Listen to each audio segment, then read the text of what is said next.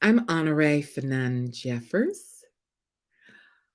Um, Toni Morrison is just everything to not only to me, but to just about every Black woman writer I know in America, in the UK, all around the globe. She's just a peerless example of somebody who is a consummate artist, but also someone who really stands on this moral rock of righteousness. The Bluest Eye is a book that was shocking to me and a revelation. Um, it it told in very direct terms about intimate abuse of children, about racism, about segregation, about flawed Black people. There are no heroes in the book. Everyone has a particular flaw, but somehow she renders this in the most particular, gorgeous language.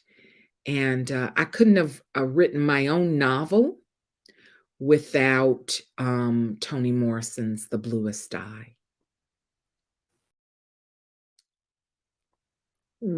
One of the things that I'm always struck by whenever I read Toni Morrison's, not only her fiction, but her critical prose, is the lyricism of the language. And I always smile because when she was with us physically, I never think of her as being gone.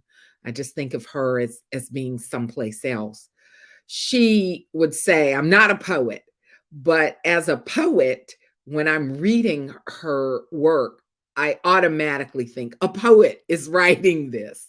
And so when I was reading this section, I read it the way that I read poetry. I didn't rush through it. I took moments to sort of savor the words on my lips and on my tongue, and simultaneously I was thinking, you know, about how to render the words, and then, oh my God, look at this beauty on the page.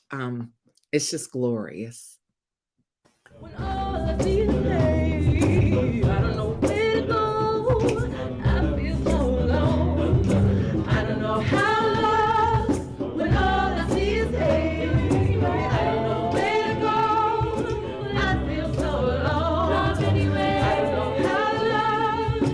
When all I see is pain, I don't know where to go. I feel so alone. I don't know how lost. When all I see is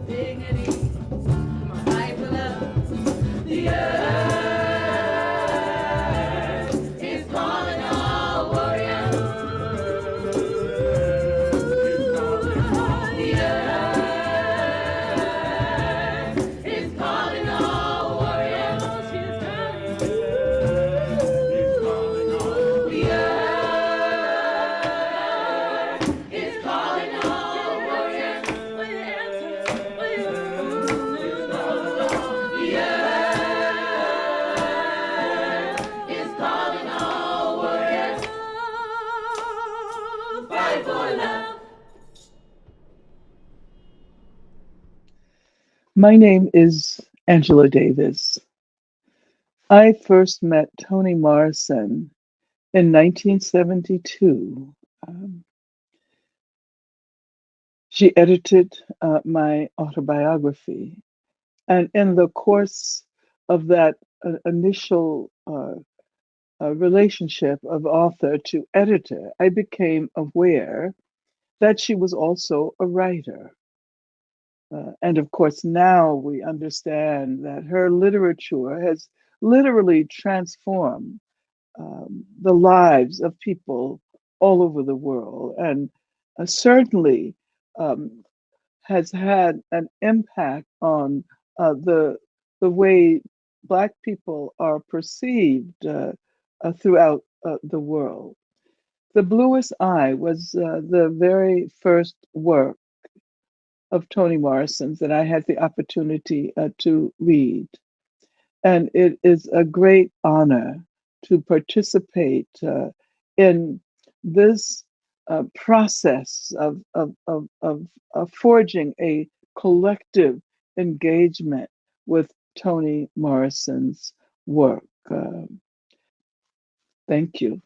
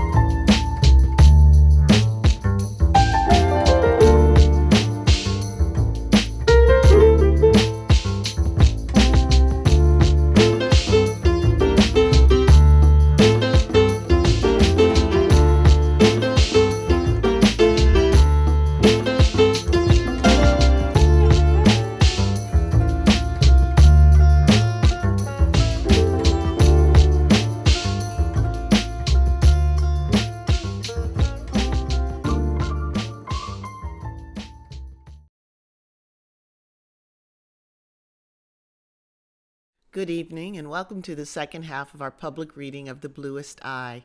I'm Kimberly Williams Crenshaw. Over the next 3 hours, we'll be joined by another extraordinary group of Black women writers who will bring Toni Morrison's iconic story to life in a unique and powerful way. This coming together of so many Black female creators in tribute to the great Toni Morrison is a legacy of creativity and courage in telling stories about our community uncompromisingly, capturing painful pasts and promising futures, mutual suffering and collective resistance, self-hatred and self-love. Tonight's program is made possible by Literacy Partners, an adult literacy program where African American and immigrant parents go to transform their lives through literacy education. I couldn't think of a more important mission for us to celebrate tonight. We begin with a reading from Honoré Fanon Jeffers.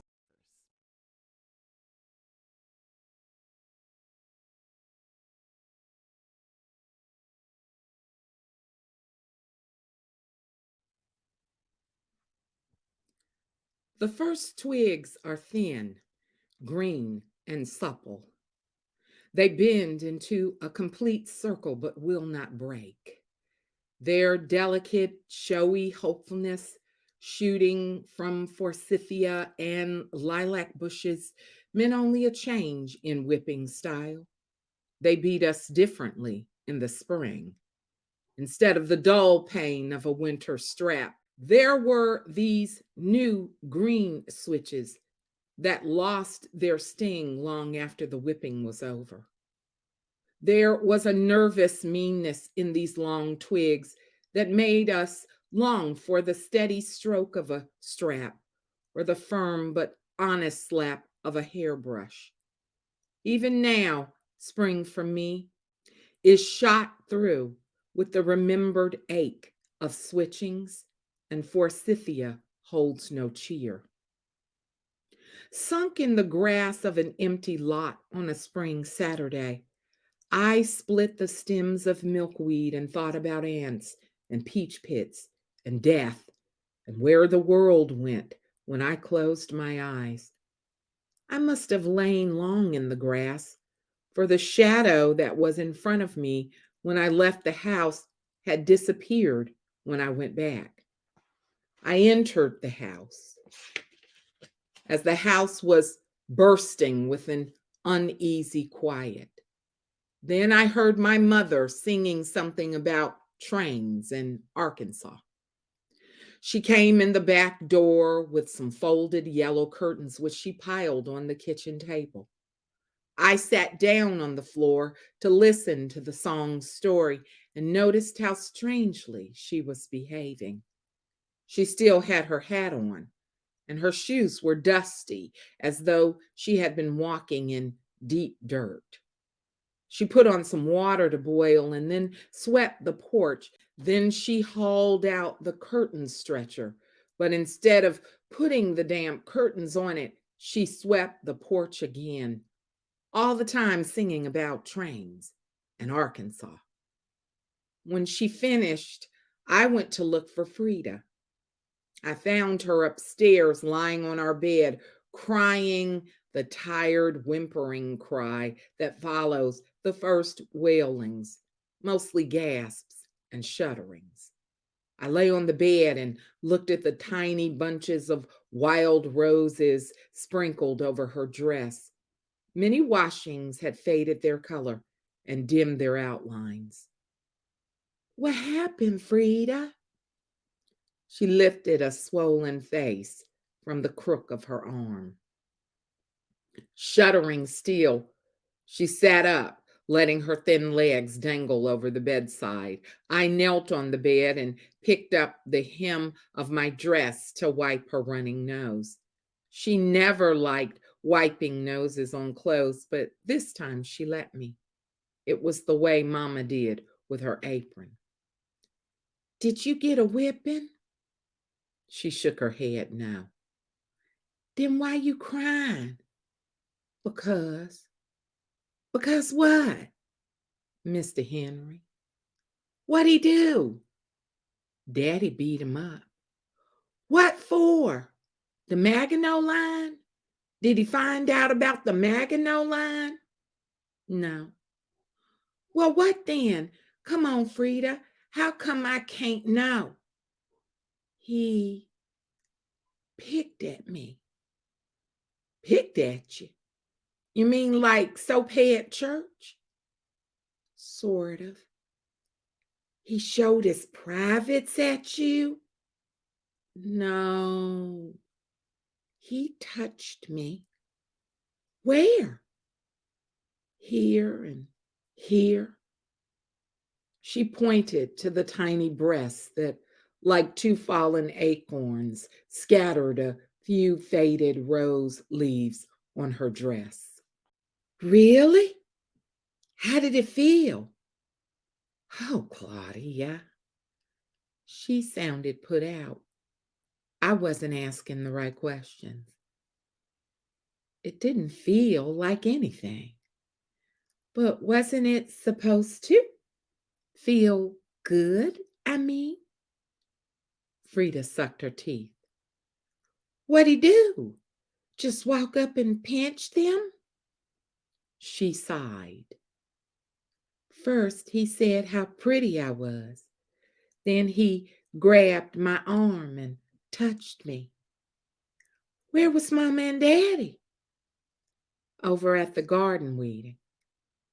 What'd you say when he did it? Nothing. I just ran out the kitchen and went to the garden. Mama said we was never to cross the tracks by ourselves. Well, what would you do? Sit there and let him pinch you? I looked at my chest. I don't have nothing to pinch. I'm never going to have nothing. Oh, Claudia, you're jealous of everything. You want him to? No, I just get tired of having everything last. You do not. What about scarlet fever? You had that first. Yes, but it didn't last. Anyway, what happened at the garden? I told Mama, and she told Daddy. and we all come home, and he was gone. So we waited for him. And when Daddy saw him come up on the porch, he threw our old tricycle at his head and knocked him off the porch. Did he die? No. He got up and started singing, Nearer My God to Thee. Then Mama hit him with a broom and told him to keep the Lord's name out of his mouth, but he wouldn't stop, and Daddy was cussing, and everybody was screaming. Oh, shoot, I always miss stuff. And Mr. Buford came running out with his gun, and Mama told him to go somewhere and sit down. And Daddy said, no, give him the gun. And Mr. Buford did, and Mama screamed, and Mr. Henry shut up and started running. And Daddy shot at him, and Mr. Henry jumped out of his shoes and kept on running in his socks. Then Rosemary came and saw that Daddy was going to jail, and I hit her. Real hard, real hard. Is that when Mama whipped you? She didn't whip me. I told you. Then why you crying? Miss DeUnion came in after everybody was quiet. And Mama and Daddy was fussing about who let Mr. Henry in anyway. And she said that Mama should take me to the doctor because I might be ruined. And Mama started screaming all over again. At you? No, at Miss DeUnion. But why were you crying? I don't want to be ruined. What's ruined? You know, like the Maginot line. She's ruined. Mama said so. The tears came back. An image of Frida, big and fat, came to mind. Her thin legs swollen, her face surrounded by layers of rouged skin. I too began to feel tears. But Frida, you could exercise and not eat. She shrugged. Besides, what about China and Poland? They're ruined too, aren't they? And they ain't fat. That's because they drink whiskey. Mama says whiskey ate them up. You could drink whiskey. Where would I get whiskey? We thought about this. Nobody would sell it to us. We had no money anyway. There was never any in our house. Who would have some? Piccola, I said. Her father's always drunk. She can get us some. You think so? Sure. Charlie's always drunk. Let's go ask her. We don't have to tell her what for. Now? Sure, now. What do we tell Mama? Nothing. Let's just go out the back, one at a time, so she won't notice. Okay, you go first, Claudia. We opened the fence gate at the bottom of the backyard and ran down the alley. Piccola lived on the other side of Broadway. We had never been in her house, but we knew where it was. A 2-story gray building that had been a store downstairs and had an apartment upstairs. Nobody answered our knock on the front door, so we walked around to the side door. As we approached, we heard radio music and looked to see where it came from. Above us was the 2nd-story porch, lined with slanting, rotting rails, and sitting on the porch was the Maginot Line herself. We stared up and automatically reached for the other's hand. A mountain of flesh, she lay rather than sat in a rocking chair. She had no shoes on, and each foot was poked between a railing. Tiny baby toes at the tip of puffy feet. Swollen ankles smoothed and tightened the skin. Massive legs like tree stumps parted wide at the knees, over which spread 2 rows of soft, flabby inner thigh that kissed each other deep in the shade of her dress and closed. A dark brown root beer bottle, like a burned limb, grew out of her dimpled hand. She looked at us down through the porch railings and emitted a low, long belch.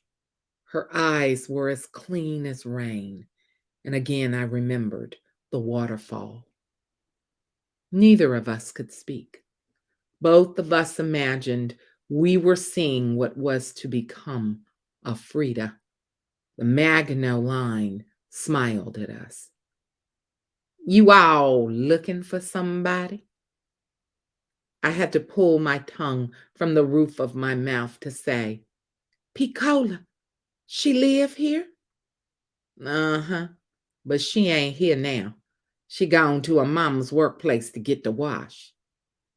Yes, ma'am, she coming back? Uh-huh. She got to hang up the clothes before the sun goes down. Oh, you can wait for her. Want to come up here and wait? We exchanged glances. I looked back up at the broad cinnamon roads that met in the shadow of her dress. Frida said, No, ma'am. Well, the Maginot Line seemed interested in our problem. You can go to a mama's workplace, but it's way over by the lake. Where by the lake? That big white house with the wheelbarrow full of flowers. It was a house that we knew, having admired the large white wheelbarrow tilted down on spoked wheels and planted with seasonal flowers. Ain't that too far for you all to go walking? Frida scratched her knee. Why don't you wait for her? You can come up here. Want some pop? Those rain-soaked eyes lit up, and her smile was full, not like the pinched and holding back smile of other grown-ups. I moved to go up the stairs, but Frida said, No, ma'am, we ain't allowed. I was amazed at her courage and frightened of her sassiness. The smile of the Maginot Line slipped. Ain't loud. No.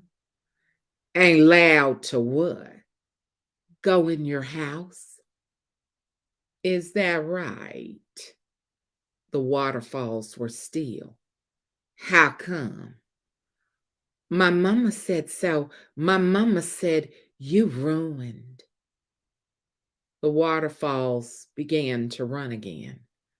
She put the root beer bottle to her lips and drank it empty with a graceful movement of the wrist, a gesture so quick and small we never really saw it, only remembered it afterward. She tossed the bottle over the rail at us. It split at our feet, and shards of brown glass dappled our legs before we could jump back. The Maginot Line put a fat hand on one of the folds of her stomach and laughed. First, just a deep humming with her mouth closed, then a larger, warmer sound. Laughter at once beautiful and frightening. She let her head tilt sideways, closed her eyes, and shook her massive trunk, letting the laughter fall like a wash of red leaves all around us. Scraps and curls of the laughter followed us as we ran. Our breath gave out at the same time our legs did. After we rested against a tree, our heads on crossed forearms, I said, Let's go home. Frida was still angry, fighting, she believed, for her life. No, we got to get it now. We can't go all the way to the lake. Yes, we can. Come on. Mama gonna get us. No, she ain't. Besides, she can't do nothing but whip us. That was true. She wouldn't kill us or laugh a terrible laugh at us or throw a bottle at us. We walked down tree-lined streets of soft gray houses leaning like tired ladies. The streets changed.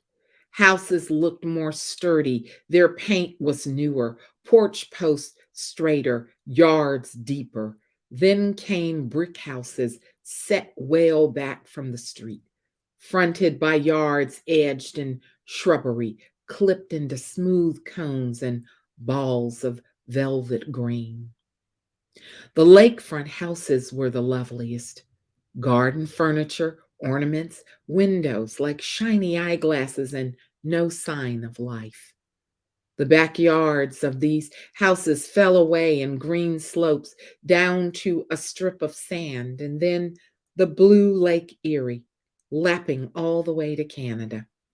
The orange patch sky of the steel mill section never reached this part of town. This sky was always blue. We reached Lakeshore Park, a city park laid out with rosebuds, fountains, bowling greens, picnic tables. It was empty now, but sweetly expectant of clean, white, well behaved children and parents who would play there above the lake in summer before half running, half stumbling down the slope to the welcoming water. Black people were not allowed in the park, and so it filled our dreams.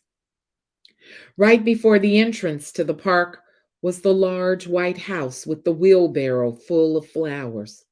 Short crocus blades sheathed the purple and white hearts that so wished to be first they endured the chill and rain of early spring. The walkway was flagged in calculated disorder, hiding the cunning symmetry. Only fear of discovery and the knowledge that we did not belong kept us from loitering. We circled the proud house and went to the back. There on the tiny railed stoop sat Piccola in a light red sweater and a blue cotton dress. A little wagon was parked near her. She seemed glad to see us. Hi. Hi. What y'all doing here? She was smiling, and since it was a rare thing to see on her, I was surprised at the pleasure it gave me. We're looking for you. Who told you I was here? The Maginot Line. Who is that? That big fat lady? She lives over you. Oh, you mean Miss Marie. Her name is Miss Marie. Well, everybody calls her Miss Maginot Line. Ain't you scared? Scared of what? The Maginot Line. Piccola looked genuinely puzzled. What for? Your mama let you go in her house and eat out of her plates. She don't know I go. Miss Marie is nice. They all nice. Oh, yeah, I said. She tried to kill us. Who? Miss Marie? She don't bother nobody. Then how come your mama don't let you go in her house if she's so nice? I don't know. She says she's bad, but they ain't bad. They give me stuff all the time. What stuff? Oh, lots of stuff. Pretty dresses and shoes. I got more shoes than I ever wear, and jewelry and candy and money. They take me to the movies, and once we went to the carnival. China gonna take me to Cleveland to see the square, and Poland gonna take me to Chicago to see the loop. We going everywhere together. You lying. You don't have no pretty dresses. I do too.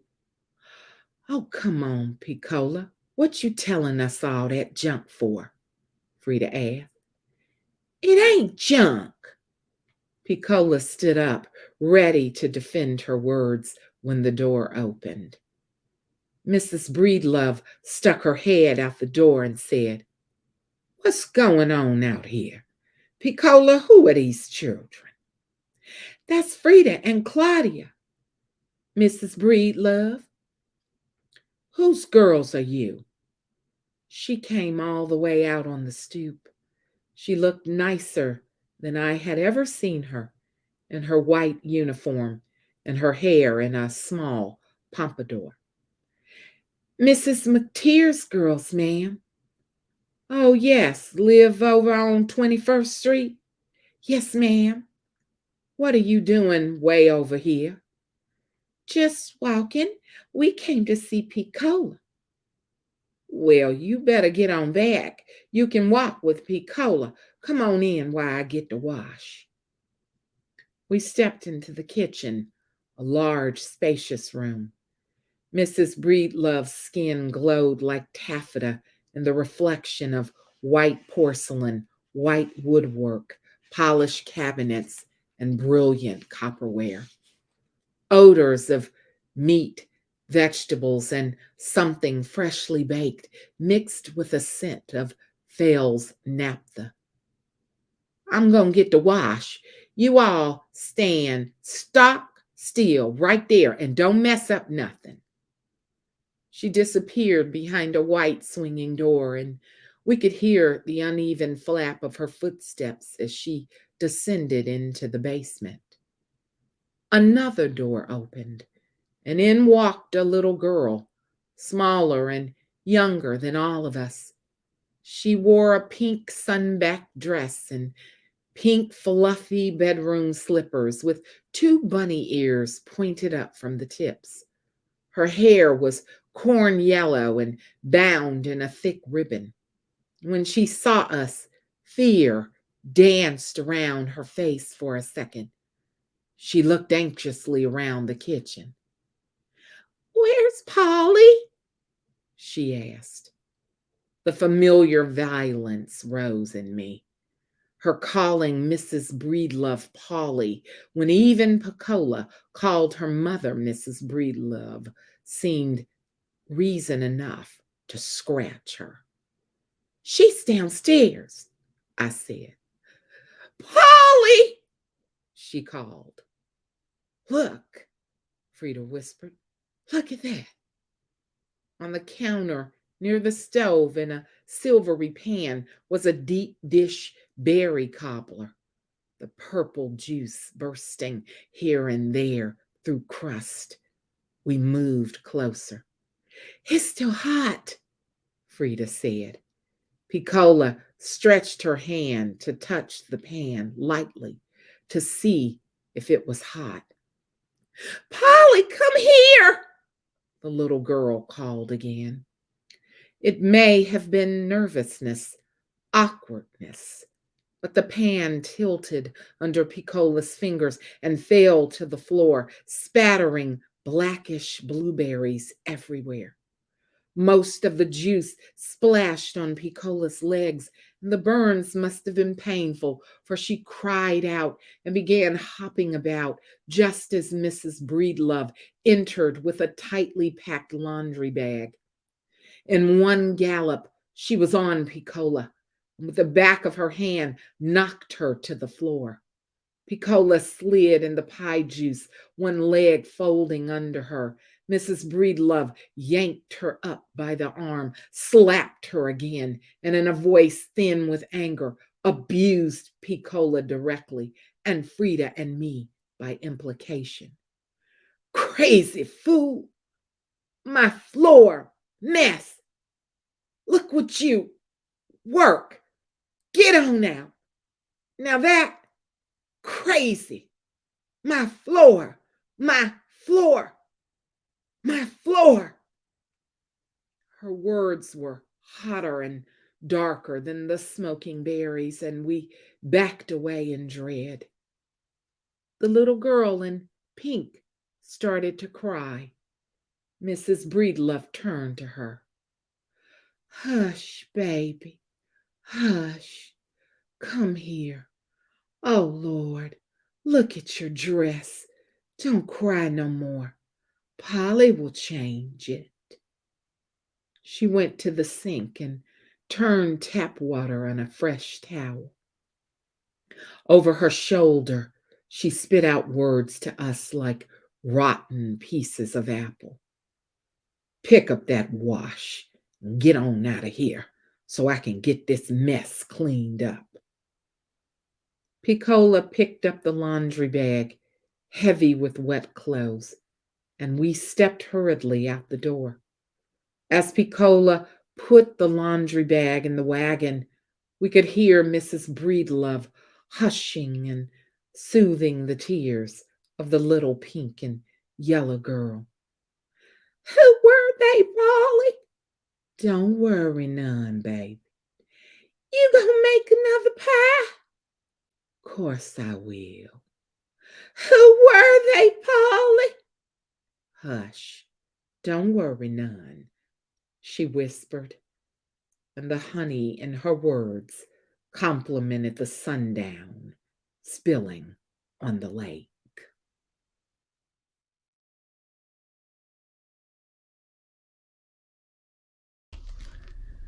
The easiest thing to do would be to build a case out of her foot. That is what she herself did. But to find out the truth about how dreams die, one should never take the word of the dreamer. The end of her lovely beginning was probably the cavity in one of her front teeth. She preferred, however, to think always of her foot. Although she was the ninth of 11 children and lived on a ridge of red Alabama clay 7 miles from the nearest road, the complete indifference with which a rusty nail was met when it punched clear through her foot during her 2nd year of life saved Pauline Williams from total anonymity. The wound left her with a crooked, archless foot that flopped when she walked, not a limp that would have eventually twisted her spine, but a way of lifting the bad foot as though she were extracting it from little whirlpools that threatened to pull it under. Slight as it was, this deformity explained for her many things that would have been otherwise incomprehensible. Why she alone of all the children had no nickname. Why there were no funny jokes and anecdotes about funny things she had done. Why no one ever remarked on her food preferences. No saving of the wing or neck for her. No cooking of the peas in a separate pot without rice because she did not like rice. Why nobody teased her. Why she never felt at home anywhere, or that she belonged any place. Her general feeling of separateness and unworthiness she blamed on her foot. Restricted, as a child, to this cocoon of her family's spinning, she cultivated quiet and private pleasures. She liked, most of all, to arrange things, to line things up in rows, jars on shelves at canning, peach pits on the step, sticks, stones, leaves, and the members of her family let these arrangements be. When by some accident somebody scattered her rows, they always stopped to retrieve them for her, and she was never angry, for it gave her a chance to rearrange them again. Whatever portable plurality she found, she organized into neat lines, according to their size, shape, or gradations of color. Just as she would never align a pine needle with the leaf of a cottonwood tree, she would never put the jars of tomatoes next to the green beans. During all of her 4 years of going to school, she was enchanted by numbers and depressed by words. She missed, without knowing what she missed, paints and crayons. Near the beginning of World War I, the Williamses discovered, from returning neighbors and kin, the possibility of living better in another place. In shifts, lots, batches, mixed in with other families, they migrated in 6 months and 4 journeys to Kentucky, where there were mines and mill work. When all of us left from down home and was waiting down by the depot for the truck, it was nighttime. June bugs were shooting everywhere. They lighted up a tree leaf and I seen a streak of green every now and again. That was the last time I seen real June bugs. These things up here ain't June bugs. They something else. Folks here call them fireflies. Down home they was different. But I recollect that streak of green. I recollect it well. In Kentucky, they lived in a real town, 10 to 15 houses on a single street, with water piped right into the kitchen. Ada and Fowler Williams found a 5-room frame house for their family. The yard was bounded by a once white fence against which Pauline's mother planted flowers, and within which they kept a few chickens. Some of her brothers joined the army. One sister died, and 2 got married, increasing the living space and giving the entire Kentucky venture a feel of luxury. The relocation was especially comfortable to Pauline, who was old enough to leave school. Mrs. Williams got a job cleaning and cooking for a white minister on the other side of town, and Pauline, now the oldest girl at home, took over the care of the house. She kept the fence in repair, pulling the pointed stakes erect, securing them with bits of wire, collected eggs, swept, cooked, washed, and minded the 2 younger children, a pair of twins called Chicken and Pie, who were still in school. She was not only good at housekeeping, she enjoyed it. After her parents left for work and the other children were at school or in mines, the house was quiet. The stillness and isolation both calmed and energized her. She could arrange and clean without interruption until 2 o'clock, when Chicken and Pie came home. When the war ended and the twins were 10 years old, they too left school to work. Pauline was 15, still keeping house, but with less enthusiasm. Fantasies about men and love and touching were drawing her mind and hands away from her work. Changes in weather began to affect her, as did certain sights and sounds. These feelings translated themselves to her in extreme melancholy. She thought of the death of newborn things, lonely roads, and strangers who appear out of nowhere simply to hold one's hand, woods in which the sun was always setting. In church especially did these dreams grow. The songs caressed her, and while she tried to hold her mind on the wages of sin, her body trembled for redemption, salvation, a mysterious rebirth that would simply happen with no effort on her part. In none of her fantasies was she ever aggressive. She was usually idling by the riverbank or gathering berries in a field when someone appeared with gentle and penetrating eyes who, with no exchange of words, understood, and before whose glance her foot straightened and her eyes dropped. As someone had no face, no form, no voice, no odor.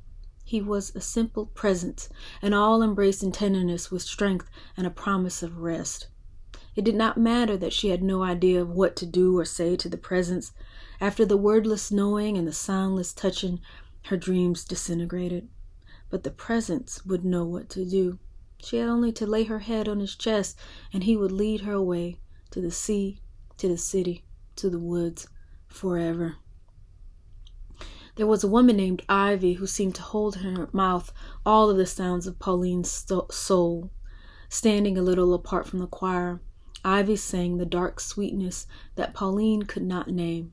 She sang the death-defying death that Pauline yearned for. She sang of the stranger who knew. Precious Lord, take my hand, lead me on, let me stand. I am tired, I am weak, I am worn. Through the storms, through the night, lead me on to the light. Take my hand, precious Lord, lead me on. When my way grows drear, precious Lord, linger near. When my life is almost gone, hear my cry, hear my call, hold my hand, lest I fall. Take my hand, precious Lord, lead me on. Thus it was that when the stranger, the someone, did appear out of nowhere, Pauline was grateful, but not surprised. He came, strutting right out of a Kentucky sun on the hottest day of the year. He came big, he came strong, he came with yellow eyes, flaring nostrils, and he came with his own music. Pauline was leaning idly on the fence, her arms resting on the cross rail between the pickets. She had just put down some biscuit dough and was cleaning the flour from under her nails. Behind her at some distance she heard whistling, one of those rapid, high-note riffs that black boys make up as they go while sweeping, shoveling, or just walking along. A kind of city street music where laughter belies anxiety, and joy is as short and straight as the blade of a pocket knife. She listened carefully to the music and let it pull her lips into a smile. The whistling got louder, and still she did not turn around, for she wanted it to last. While smiling to herself and holding fast to the breaking somber thought, she felt something tickling her foot. She laughed aloud and turned to see. The whistler was bending down, tickling her broken foot and kissing her leg. She could not stop her laughter, not until he looked up at her and she saw the Kentucky sun drenching the yellow, heavy-lidded eyes of Charlie Breedlove. When I first see Charlie, I want you to know it was like all the bits of color from that time down home when all his children went berry picking after a funeral, and I put some in the pocket of my Sunday dress, and they mashed up and stained my hips. My whole dress was messed with purple, and it never did wash out, not the dress nor me. I could feel that purple deep inside me, and that lemonade Mama used to make when Pap came in out the fields. It'd be cool and yellowish, with seeds floating near the bottom. And that streak of green them June bugs made on the trees that night we left from down home, all of them colors was in me, just sitting there. So when Charlie come up and tickle my foot, it was like them berries, that lemonade, them streaks of green the June bugs made all come together. Charlie was thin then, with real light eyes. He used to whistle, and when I heard him, shivers come on my skin. Pauline and Charlie loved each other. He seemed to relish her company and even to enjoy her country ways and lack of knowledge about city things. He talked with her about her foot and asked, when they walked through the town or in the fields, if she were tired. Instead of ignoring her infirmity, pretending it was not there, he made it seem like something special and endearing. For the first time, Pauline felt that her bad foot was an asset. And he did touch her, firmly but gently, just as she had dreamed, but minus the gloom of setting suns and lonely river banks. She was secure and grateful. He was kind and lively. She had not known there was so much laughter in the world. They agreed to marry and go way up north, where Charlie said steel mills were begging for workers. Young, loving, and full of energy, they came to Lorain, Ohio. Charlie found work in the steel mills right away, and Pauline started keeping house. And then she lost her front tooth. But there must have been a brown speck easily mistaken for food, but which did not leave, which sat on the enamel for months and grew until it cut into the surface and then to the brown putty underneath, finally eating away to the root, but avoiding the nerve so its presence was not noticeable or uncomfortable. Then the weakened roots, having grown accustomed to the poison, responded one day to severe pressure, and the tooth fell free, leaving a ragged stump behind. But even before the little brown speck, there must have been the conditions, the setting, that would allow it to exist in the first place. In that young and growing Ohio town, whose side streets even were paved with concrete, which sat on the edge of a calm blue lake, which boasted an affinity with Oberlin, the underground railroad station just 13 miles away, this melting pot on the lip of America, facing the cold but receptive Canada. What could go wrong? Me and Charlie was getting along good then. We come up north, supposed to be more jobs and all. We moved into 2 rooms up over a furniture store, and I set about housekeeping. Charlie was working at the steel plant and everything was looking good. I don't know what all happened. Everything changed. It was hard to get to know folks up here, and I missed my people. Weren't used to so much white folks. The ones I see before was something hateful, but they didn't come around too much. I mean, we didn't have too much truck with them, just now and then in the fields or at the commissary. But they weren't all over us.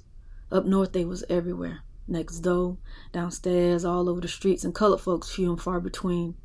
Northern colored folk was different too. Addicted like. No better than whites for meanness. They could make you feel just as no count, except I didn't expect it from them. That was the lonesomest time of my life.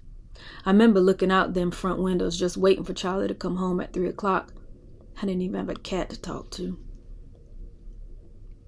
In her loneliness, she turned to her husband for reassurance, entertainment, for things to fill the vacant places.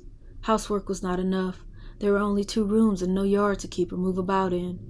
The women in the town wore high-heeled shoes, and when Pauline tried to wear them, they aggravated her shuffle into a pronounced limp. Charlie was kindness still, but began to resist her total dependence on him. They were beginning to have less and less to say to each other. He had no problem finding other people and other things to occupy him.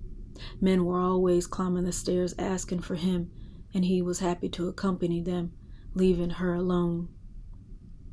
Pauline felt uncomfortable with the few black women she met. They were amused by her because she did not straighten her hair. When she tried to make up her face as they did, it came off rather badly. Their golden glances and private snickers at her way of talking, saying cheering, and dressing developed in her a desire for new clothes. When Charlie began to quarrel about the money she wanted, she decided to go to work. Taking jobs as a day worker helped with the clothes and even a few things for the apartment, but it did not help with Charlie. He was not pleased with her purchases and began to tell her so. Their marriage was shredded with quarrels. She was still no more than a girl, and still waiting for that plateau of happiness, that hand of a precious Lord who, when her way grew drear, would always linger near. Only now she had a clearer idea of what drear meant. Money became the focus of all their discussions, hers for clothes, his for drink. The sad thing was that Pauline did not really care for clothes and makeup. She merely wanted other women to cast favorable glances her way. After several months of doing day work, she took a steady job in the home of a family of slender means and nervous, pretentious ways. Charlie commenced to get meaner and meaner and wanted to fight me all the time. I give him as good as I got. Had to. Looked like working for that woman and fighting Charlie was all I did. Tiresome. But I hold on to my jobs, even though working for that woman was more than a notion. Wasn't so much her meanness as just simple-minded. Her whole family was. Couldn't get along with one another, worth nothing. You'd think with a pretty house like that and all the money they could hold on to, they would enjoy one another. She'd haul off and cry over the leastest thing. If one of her friends cut her short on the telephone, she'd go to crying. She should have been glad she had a telephone. I ain't got one yet. I recollect once at how her baby brother, who she put through dentistry school, didn't invite them to some big party he throwed. They was a big to-do about that. Everybody stayed on the telephone for days, fussing and carrying on. She asked, "Pauline, what would you do if your own brother had a party and didn't invite you?" I said if I really wanted to go to that party, I reckon I'd go anyhow. Never mind what he want. She just sucked her teeth a little and made out like what I said was dumb. All the while I was thinking how dumb she was. Whoever told her that her brother was her friend? Folks can't like folks just 'cause they has the same mama. I tried to like that woman myself. She was good about giving me stuff, but I just couldn't like her. Soon as I worked up a good feeling on her account, she'd do something ignorant and start into telling me how to clean and do. If I left her on her own, she'd drown in dirt. I didn't have to pick up after chicken and pie the way I had to pick up after them. None of them knew so much as how to wipe their behinds. I know 'cause I did the washing and couldn't pee proper to save their lives. Her husband ain't hit the bowl yet. Nasty white folks is about the nastiest things they is. But I would have stayed on, excepting for Charlie come over by where I was working and cutting up so. He come there drunk, wanting some money. When that white woman seed him, she turned red. She tried to act strong like, but she was scared bad. Anyway, she told Charlie to get out or she would call the police. He cussed her and started pulling on me. I would have gone upside his head, but I don't want no dealings with the police. So I taken my things and left. I tried to get back, but she didn't want me no more if I was going to stay with Charlie. She said she would let me stay if I left him. I thought about that. But later on, it didn't seem none too bright for a black woman to leave a black man for a white woman. She didn't never give me the $11 she owed me neither. It hurt bad. The gas man had cut the gas off and I couldn't cook none. I really begged that woman for my money. I went to see her. She was mad as a wet hen, kept on telling me I owed her for uniforms and some old broken down beds she give me. I didn't know if I owed her or not, but I needed my money. She wouldn't let up none neither, even when I give her my word that Charlie wouldn't come back there no more. Then I got so desperate I asked her if she would loan it to me. She was quiet for a spell and then she told me I shouldn't let a man take advantage over me, that I should have more respect and it was my husband's duty to pay the bills and if he couldn't, I should leave and get alimony. All such simple stuff. What was he gonna give me alimony on? I seen she didn't understand that all I needed from her was my $11 to pay the gas man so I could cook. She couldn't get that one thing through her thick head. "Are you gonna leave him, Pauline?" she kept on saying. I thought she'd give me my money if I said I would, so I said, "Yes, ma'am." "All right," she said, "you leave him and then come back to work and we'll let bygones be bygones." "Can I have my money today?" I said. "No," she said, "only when you leave him. I'm only thinking of you and your future. What good is he, Pauline? What good is he to you?" How you gonna answer a woman like that who don't know what good a man is and say out of one side of her mouth she's thinking of your future but won't give you your own money so you can buy you something besides bologna to eat? So I said, "No good, ma'am. He ain't no good to me.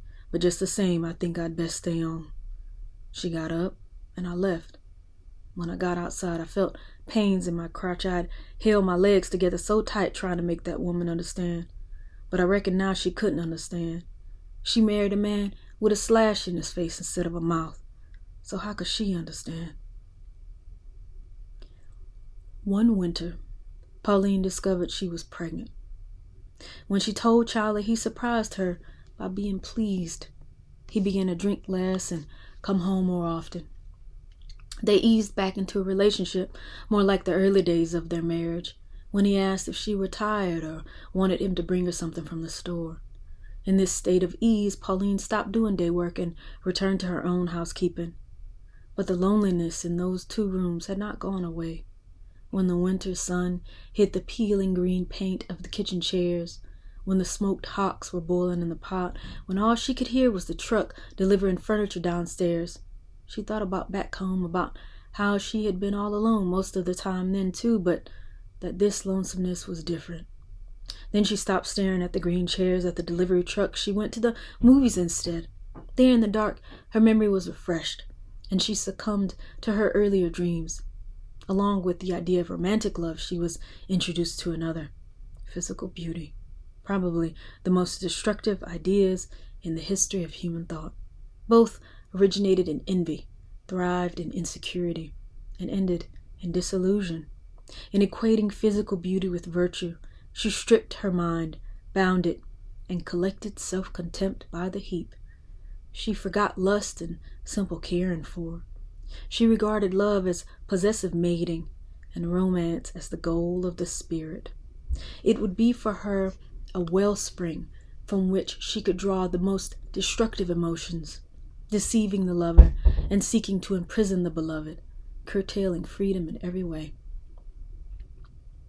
She was never able, after her education in the movies, to look at a face and not assign it some category in the scale of absolute beauty, and the scale was one she absorbed in full from the silver screen. There at last were the darkened woods, the lonely roads, the river banks, the gentle, knowing eyes. There the flawed became whole, the blind sighted, and the lame and halt threw away their crutches. There death was dead, and people made every gesture in a cloud of music. There the black and white images came together, making a magnificent whole, all projected through the ray of light from above and behind. It was really a simple pleasure, but she learned all there was to love and all there was to hate. The onlyest time I'd be happy seemed like was when I was in the picture show. Every time I went. I'd go early before the show started. They'd cut off the lights and everything be black. Then the screen would light up and I'd move right on in them pictures. White men taking such good care of their women, and they all dressed up in big clean houses with the bathtubs right in the same room with the toilet. Them pictures gave me a lot of pleasure, but it made coming home hard and looking at Charlie hard. I don't know. I remember one time I went to see Clark Gable and Jean Harlow. Fixed my hair up like I'd seen hers on a magazine. A part on the side with one little curl on my forehead. Looked just like her. Well, almost just like. Anyway, I sat in that show with my hair done up that way and had a good time. I thought I'd see it through to the end again, and I got up to get me some candy. I was sitting back in my seat, and I'd taken a big bite of that candy, and it pulled a tooth right out of my mouth. I could have cried. I had good teeth, not a rotten one in my head. I don't believe I ever did get over that. There I was, 5 months pregnant, trying to look like Jean Harlow and a front tooth gone. Everything went then. Looked like I just didn't care no more after that. I let my hair go back, plaited it up, and settled down to just being ugly. I still went to the pictures though, but the meanness got worse. I wanted my tooth back. Charlie poked fun at me and we started fighting again. I tried to kill him. He didn't hit me too hard because I was pregnant, I guess, but the fights, once they got started up again, kept up. He began to make me madder than anything I knowed, and I couldn't keep my hands off him. Well, I had that baby a boy, and after that got pregnant again with another one. But it wasn't like I thought it was going to be. I loved him and all, I guess, but maybe it was having no money, or maybe it was Charlie, but they sure worried the life out of me. Sometimes I'd catch myself hollering at him and beating him, and I'd feel sorry for him, but I couldn't seem to stop. When I had the second one, a girl, I remember I said I'd love it no matter what it looked like. She looked like a black ball of hair. I don't recollect trying to get pregnant that first time, but that second time I actually tried to get pregnant. Maybe because I'd had one already and wasn't scared to do it. Anyway, I felt good and wasn't thinking on the carrying, just the baby itself. I used to talk to it was it would be still in the womb. Like good friends we was, I'd be hanging wash and I know lifting wasn't good for it. I say to it, hold on now, I gonna hang up these few rags, don't get froggy, it be over soon. It wouldn't leap or nothing. Or I'd be mixing something in a bowl for the other child and I'd talk to it then too. Just friendly talk. On up till the end, I felt it good about that baby. I went to the hospital when my time come so I could be easeful. I didn't want to have it at home like I done with the boy. They put me in a big room with a whole mess of women. The pain was coming, but not too bad. Little old doctor come to examine me. He had all sorts of stuff. He gloved his hand and put some kind of jelly on it and rammed it up between my legs. When he left off, some more doctors come. One old one and some young ones. The old one was learning the young ones about the babies, showing them how to do. When he got to me, he said, now these here women you don't have any trouble with. They deliver right away with no pain, just like horses. The young one smiled a little. They looked at my stomach and between my legs.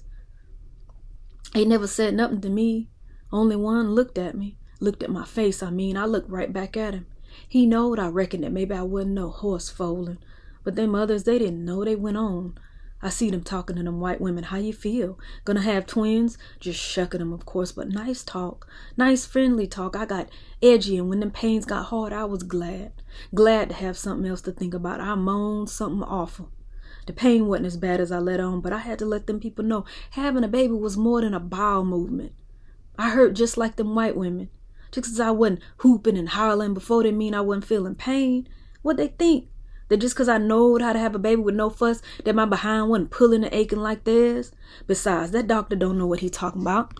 He must have never seen no more foal. Who say they don't have no pain just because she don't cry? Because she can't say it, they think it ain't there? If they looks in her eyes and see them eyeballs lolling back, see the sorrowful look, they'd know. Anyways, the baby come. Big old healthy thing. She looked different from what I thought. I reckon I talked to it so much before I conjured up a mind's eye view of it. So when I seed it, it was like looking at a picture of your mama when she was a girl. You knows who she is, but she don't look the same. They give it to me for nursing, and she liked to pull my nipple off right away. She caught on fast. Not like Sammy, he was the hardest child to feed. But Pecola looked like she knew right off what to do. Right smart baby she was. I used to like to watch her. They make them little greedy sounds, eyes all soft and wet. Cross between a puppy and a dying man. But I know she was ugly. Head full of pretty hair, but Lord, she was ugly. When Sammy and Pecola were still young, Pauline had to go back to work. She was older now with no time for dreams and movies. It was time to put all of the pieces together, make coherence where before there had been none. The children gave her this need. She herself was no longer a child. So she became, and her process of becoming was like most of ours. She developed a hatred for things that mystified or obstructed her, acquired virtues that were easy to maintain, assigned herself a role in the scheme of things, and harked back to simpler times for gratification. She took on the full responsibility and recognition of breadwinner and returned to church. First, however, she moved out of the 2 rooms into a spacious first floor of a building that had been built as a store. She came into her own with the women who had despised her by being more moral than they. She avenged herself on Charlie by forcing him to indulge in the weaknesses she despised. She joined a church where shouting was frowned upon, served on Stewardess Board No. 3, and became a member of Ladies' Circle No. 1. At prayer meetings, she moaned and sighed over Charlie's ways and hoped God would help her keep the children from the sins of the father. She stopped saying children and said children instead. She let another tooth fall and was outraged by painted ladies who thought only of clothes and men. Holding Charlie as a model of sin and failure, she bore him like a crown of thorns and her children like a cross. It was her good fortune to find a permanent job in the home of a well-to-do family whose members were affectionate, appreciative, and generous. She looked at their houses, smelled their linen, touched their silk draperies, and loved all of it. The child's pink nightie, the stacks of white pillow slips edged with embroidery, the sheets with top hems picked out with blue cornflowers. She became what is known as an ideal servant, for such a role filled practically all of her needs. When she bathed the little fisher girl, it was in a porcelain tub with silvery taps running infinite quantities of hot, clear water. She dried her in fluffy white towels and put her in cuddly night clothes. Then she brushed the yellow hair, enjoying the roll and slip of it between her fingers. No zinc tub, no buckets of stove-heated water, no flaky, stiff, grayish towels washed in a kitchen sink, dried in a dusty backyard, no tangled black puffs of rough wool to comb. Soon she stopped trying to keep her own house. The things she could afford to buy did not last, had no beauty or style, and were absorbed by the dingy storefront. More and more she neglected her house, her children, her man. They were like the afterthoughts one has just before sleep, the early morning and late evening edges of her day, the dark edges that made the daily life with the Fishers lighter, more delicate, more lovely. Here she could arrange things, clean things, line things up in neat rows. Here her foot flopped around on deep piled carpets and there was no uneven sound. Here she found beauty, order, cleanliness, and praise. Mr. Fisher said, "I would rather sell her blueberry cobblers than real estate." She reigned over cupboards stacked high with food that would not be eaten for weeks, even months. She was queen of canned vegetables bought by the case, special fondants and ribbon candy curled up in tiny silver dishes. The creditors and service people who humiliated her when she went to them on her own behalf respected her, were even intimidated by her when she spoke for the Fishers. She refused beef slightly dark or with edges not properly trimmed. The slightly reeking fish that she accepted for her own family, she would all but throw in the fishman's face if he sent it to the Fisher house.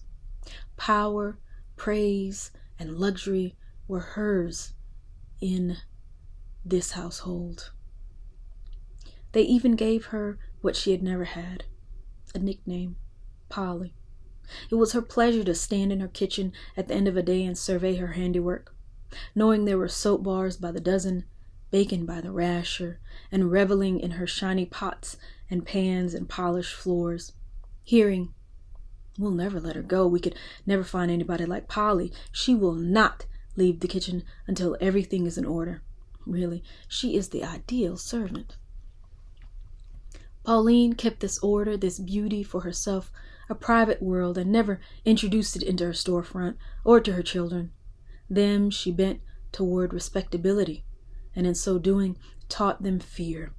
Fear of being clumsy, fear of being like their father, fear of not being loved by God, fear of madness like Charlie's mother's. Into her son she beat a loud desire to run away, and into her daughter she beat a fear of growing up, fear of other people, fear of life. All the meaningfulness of her life was in her work, for her virtues were intact. She was an active church woman, did not drink, smoke, or carouse, defended herself mightily against Charlie, rose above him in every way, and felt she was fulfilling a mother's role conscientiously when she pointed out their father's faults to keep them from having them or punish them when they showed any slovenliness, no matter how slight, when she worked 12 to 16 hours a day to support them. And the world itself agreed with her. It was only sometimes, and then rarely, that she thought about the old days or what her life had turned to.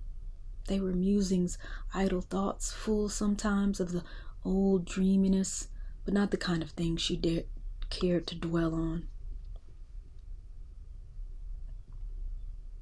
I started to leave him once, but something came up.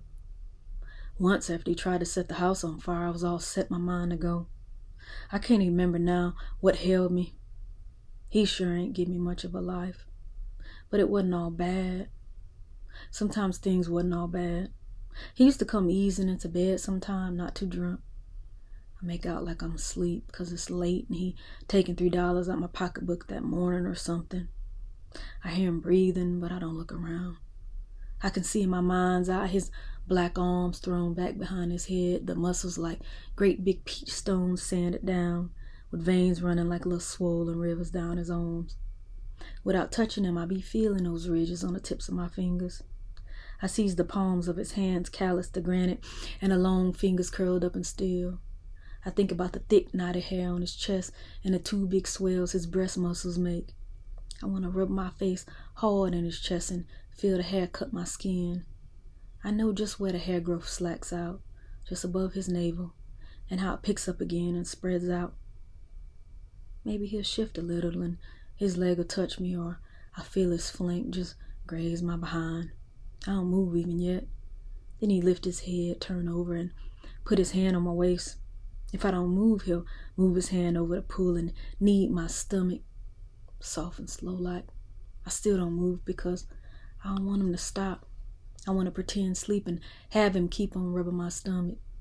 Then he'll lean his head down and bite my tip. Then I don't want him to rub my stomach anymore. I want him to put his hand between my legs. I pretend to wake up and turn to him, but not opening my legs. I want him to open them for me. He does, and I be soft and wet where his fingers are strong and hard. I be softer than I ever been before, all my strength in his hand. My brain curls up like wilted leaves. A funny, empty feeling is in my hands. I want to grab hold of something, so I hold his head. His mouth is under my chin, and I don't want his hand between my legs no more because I think I am softening away. I stretch my legs open, and he is on top of me, too heavy to hold and too light not to. He put his thing in me. I wrap my feet round his back so he can't get away. His face is next to mine. The bed springs sound like them crickets used to back home. He puts his fingers in mine, and we stretches our arms outwise like Jesus on the cross. I hold on tight. My fingers and my feet hold on tight because everything else is going. I know he want me to come first, but I can't. Not until he does.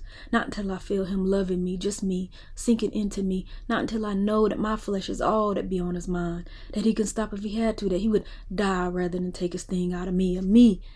Not until he has let go of all he has and give it to me.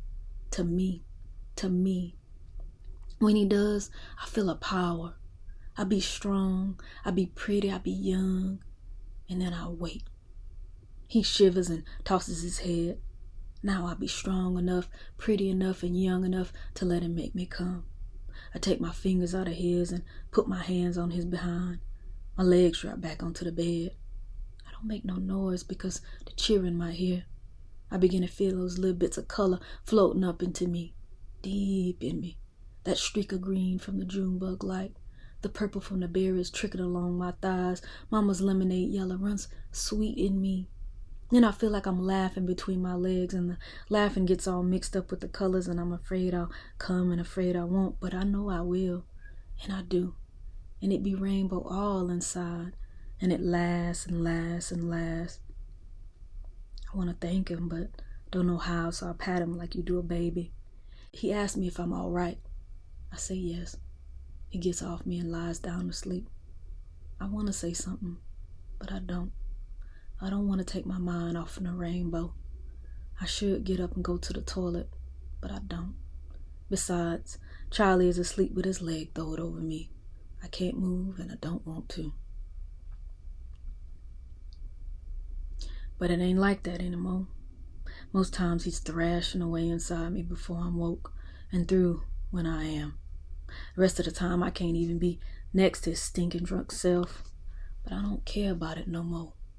My maker will take care of me. I know he will.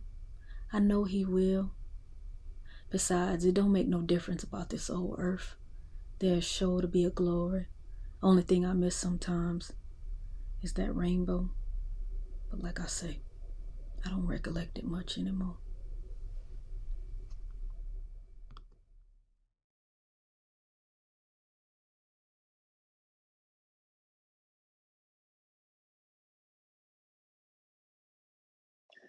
When Charlie was 4 days old, his mother wrapped him in 2 blankets and 1 newspaper and placed him on a junk heap by the railroad.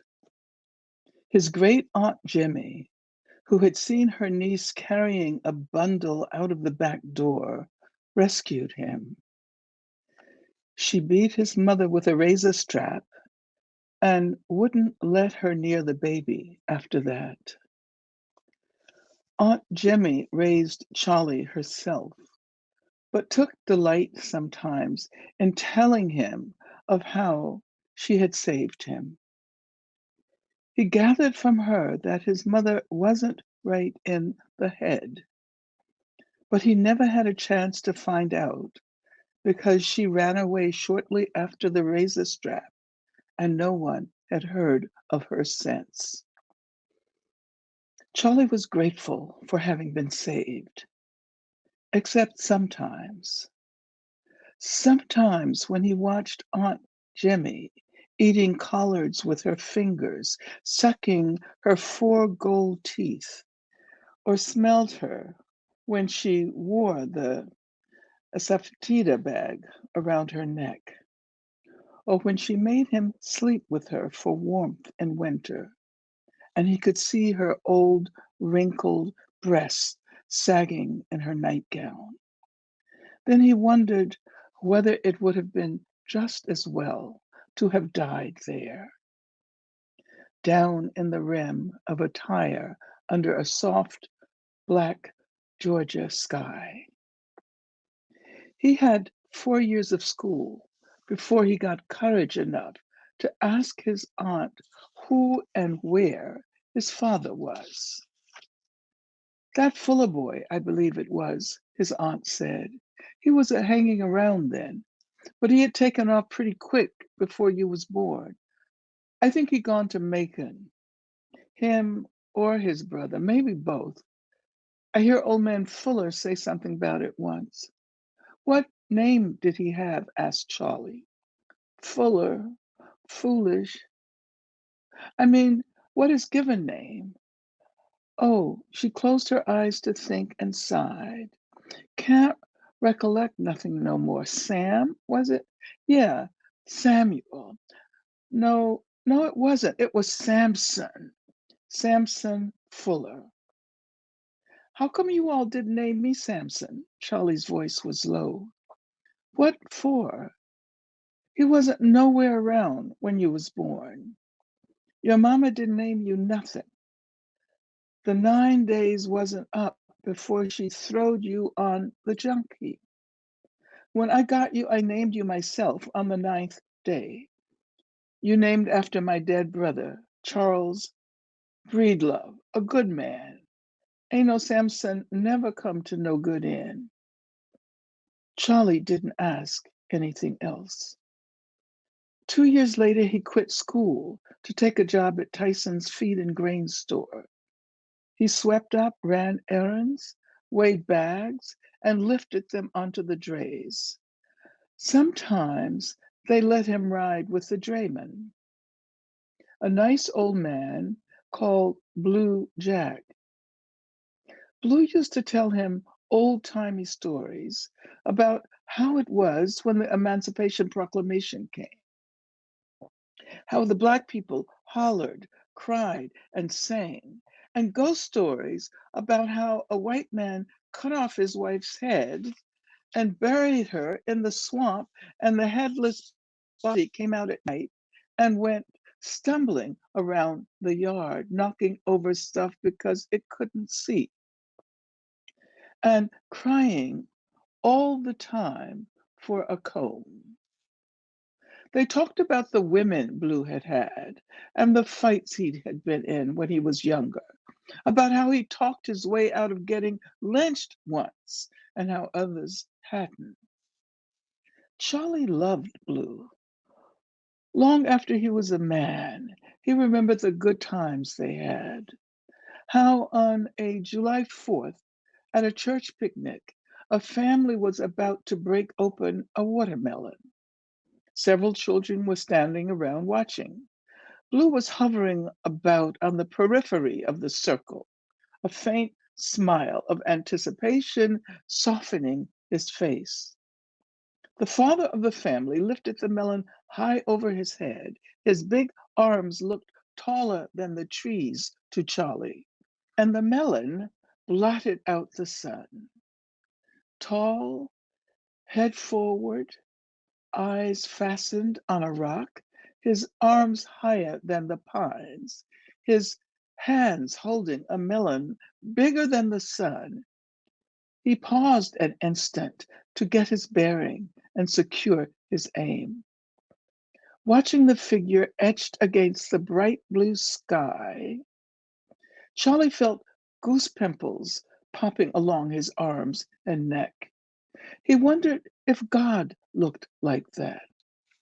No, God was a nice old white man with long white hair, flowing white beard, and little blue eyes that looked sad when people died and mean when they were bad.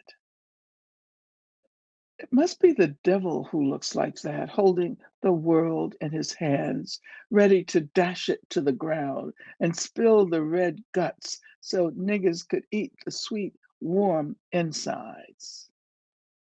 If the devil did look like that, Charlie preferred him.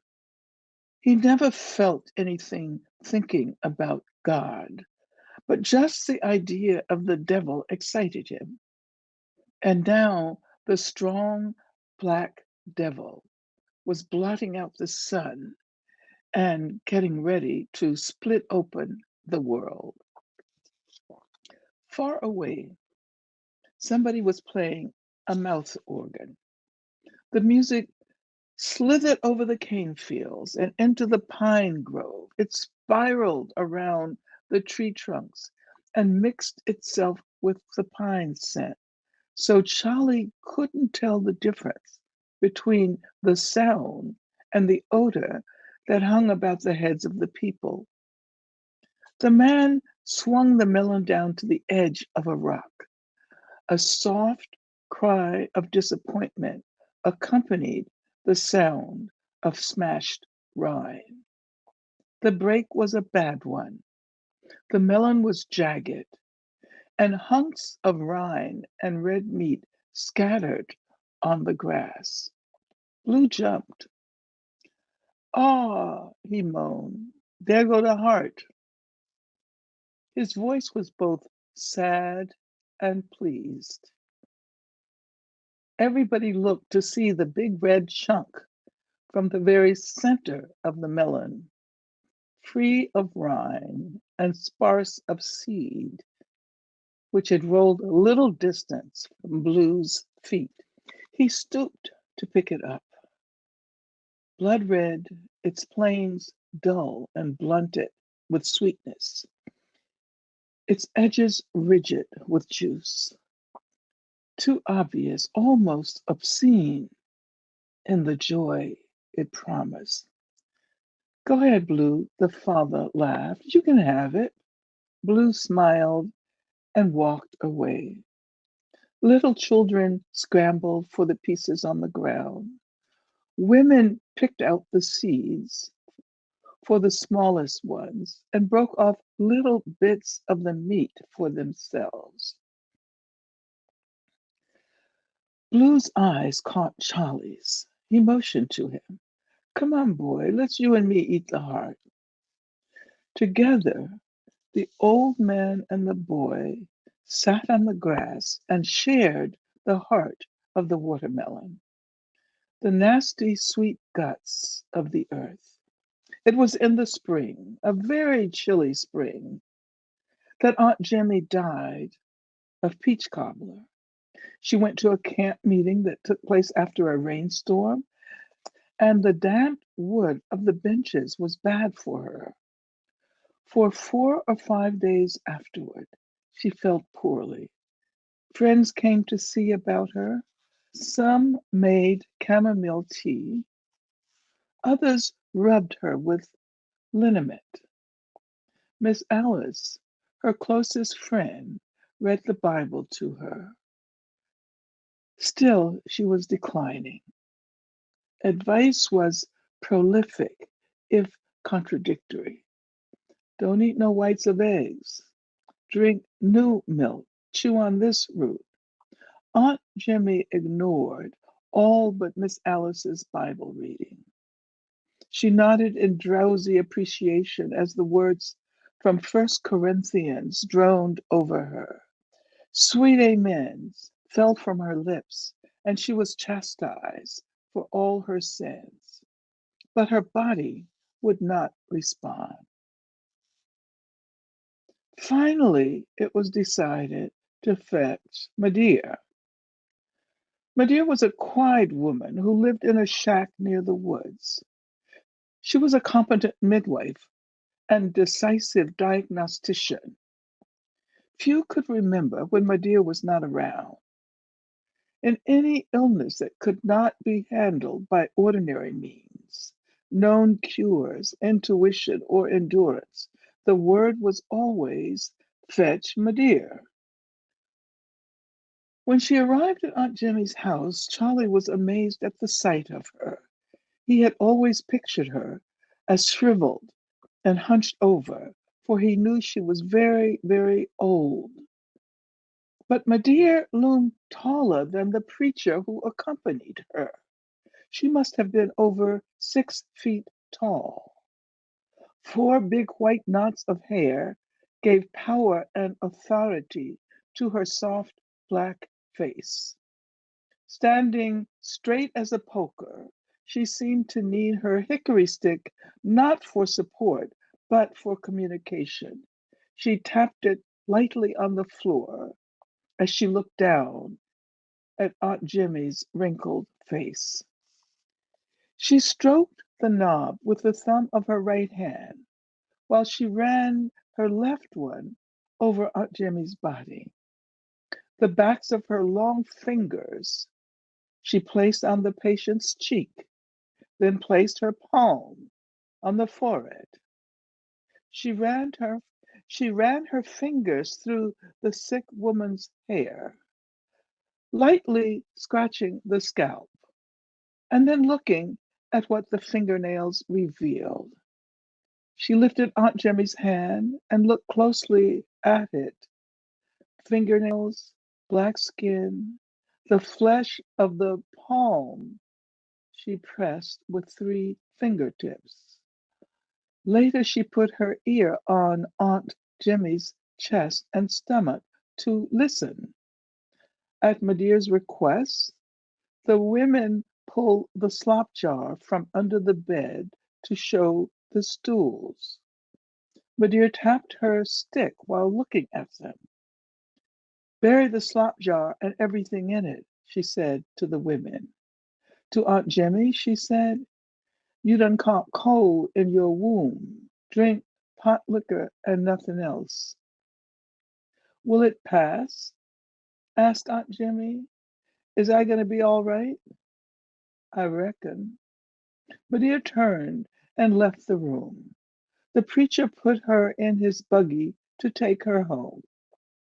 That evening, the women brought bowls of pot liquor from black-eyed peas, from mustards, from cabbage, from kale, from collards, from turnips, from beets, from green beans, even the juice from a boiling hog jowl.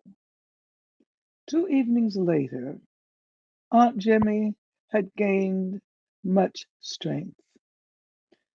When Miss Alice and Mrs. Gaines stopped in to check on her, they remarked on her improvement. The 3 women sat talking about various miseries they had had, their cure or abatement, what had helped. Over and over again, they returned to Aunt Jimmy's condition, repeating its cause. What could have been done to prevent the misery from taking hold and Medea's infallibility? Their voices blended into a threnody of nostalgia about pain, rising and falling, complex in harmony, uncertain in pitch, but constant in the recitative of pain.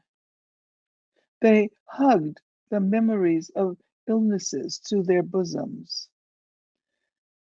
They licked their lips and clucked their tongues in fond remembrance of pains. of pains they had endured: childbirth, rheumatism, croup, sprains, backaches, piles, all of the bruises they had collected from moving about the earth, harvesting, cleaning, hoisting, pitching, stooping, kneeling, picking, always with young ones underfoot. But they had been young ones. The odor of their armpits and haunches had mingled into a lovely musk. Their eyes had been furtive, their lips relaxed, and the delicate turn of their heads on those slim black necks had been like nothing other than a doze. Their laughter had been much more touch than sound. Then they had grown, edging into life from the back door, becoming.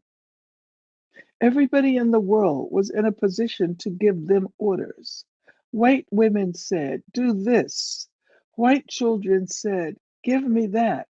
White men said, "Come here." Black men said, "Lay down."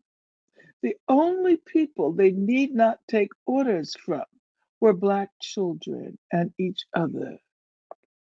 But they took all of that and recreated it in their own image. They ran the houses of white people and knew it. When white men beat their men, they cleaned up the blood and went home to receive abuse from the victim. They beat their children with one hand and stole for them with the other. The hands that felled trees also cut umbilical cords. The hands that wrung the necks of chickens and butchered hogs also nudged African violets into bloom. The arms that loaded sheaves, bales, and sacks rocked babies into sleep. They patted biscuits into flaky ovals of innocence and shrouded the dead. They plowed all day and came home to nestle like plumes under the limbs of their men. The legs that straddle a mule's back were the same ones that straddled their men's hips. And the difference was all the difference there was.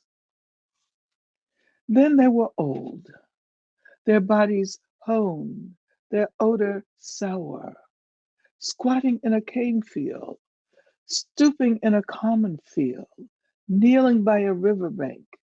They had carried a world on their heads. They had given over the lives of their own children and tendered their grandchildren. With relief, they wrapped their heads in rags and their breasts in flannel, eased their feet into felt. They were through with lust and lactation, beyond tears and terror. They alone could walk the roads of Mississippi, the lanes of Georgia, the fields of Alabama unmolested. They were old enough to be irritable when and where they chose, tired enough to look forward to death, disinterested enough to accept the idea of pain while ignoring the presence of pain. They were, in fact, and at last, free. And the lives of these old Black women were synthesized in their eyes, a puree of tragedy and humor, wickedness and serenity, truth and fantasy. They chattered far into the night. Charlie listened and grew sleepy. The lullaby of grief enveloped him, rocked him, and at last numbed him.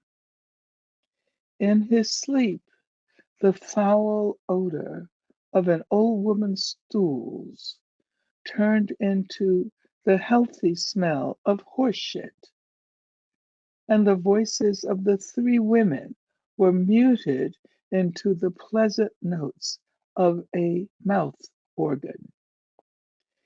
He was aware in his sleep of being curled up in a chair, his hands tucked between his thighs. In a dream, his penis changed into a long hickory stick, and the hands caressing it were the hands of Medea. On a wet Saturday night, before Aunt Jemmy felt strong enough to get out of the bed, Essie Foster brought her a peach cobbler. The old lady ate a piece, and the next morning, when Charlie went to empty the slop jar, she was dead. Her mouth was a slackened O, and her hands, those long fingers with a man's hard nails, having done their laying by, could now be dainty on the sheet. One open eye looked at him as if to say, "Mind how you take hold of that jar, boy." Charlie stared back, unable to move, until a fly settled at the corner of her mouth. He fanned it away angrily, looked back at the eye, and did its bidding. Aunt Jimmy's funeral was the first Charlie had ever attended. As a member of the family, one of the bereaved, he was the object of a great deal of attention. The ladies had cleaned the house, aired everything out, notified everybody, and stitched together what looked like a white wedding dress for Aunt Jemmy, a maiden lady, to wear when she met Jesus. They even produced a dark suit, white shirt, and tie for Charlie. The husband of one of them cut his hair. He was enclosed in fastidious tenderness. Nobody talked to him. That is, they treated him like the child he was, never engaging him in serious conversation. But they anticipated wishes he never had. Meals appeared, hot water for the wooden tub, clothes laid out. At the wake, he was allowed to fall asleep, and arms carried him to bed. Only on the third day after the death, the day of the funeral, did he have to share the spotlight. Aunt Jimmy's people came from nearby towns and farms. Her brother, O.V., his children and wife, and lots of cousins. But Charlie was still the major figure because he was Jimmy's boy, the last thing she loved, the one who found her. The solicitude of the women, the head pats of the men pleased Charlie, and the creamy conversations fascinated him. What did she die from? Essie's pie, don't say. She was doing fine. I saw her the day before. Said she wanted me to bring her some black thread to patch some things for the boy. I should have known just from her wanting black thread that was a sign. Sure was. Just like Emma, remember?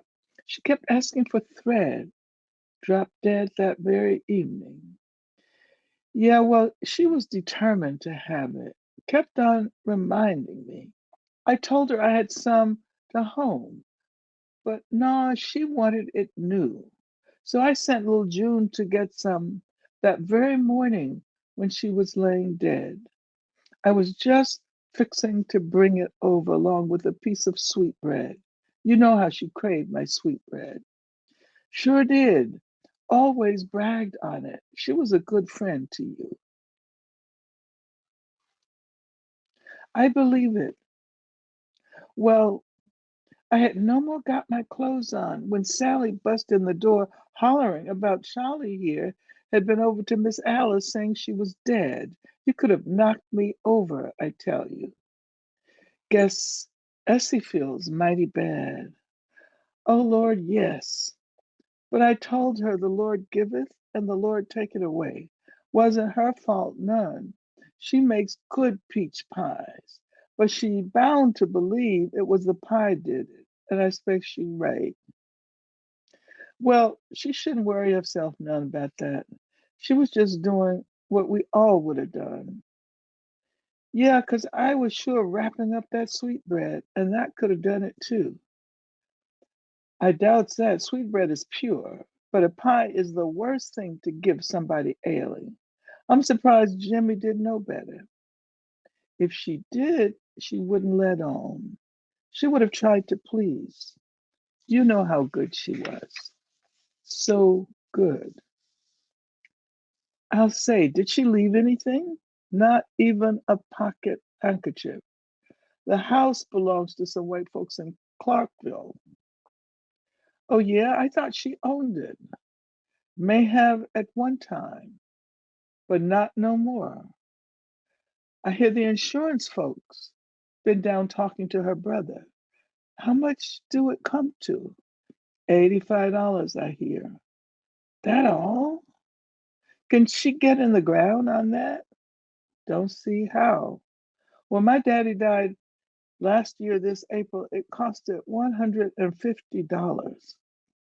Of course, we had to have everything just so. Now, Jimmy's people may all have to chip in. That undertaker that lays out black folks ain't none too cheap. Seems a shame. She been paying on that insurance all her life. Don't I know? Well, what about the boy? What he gonna do?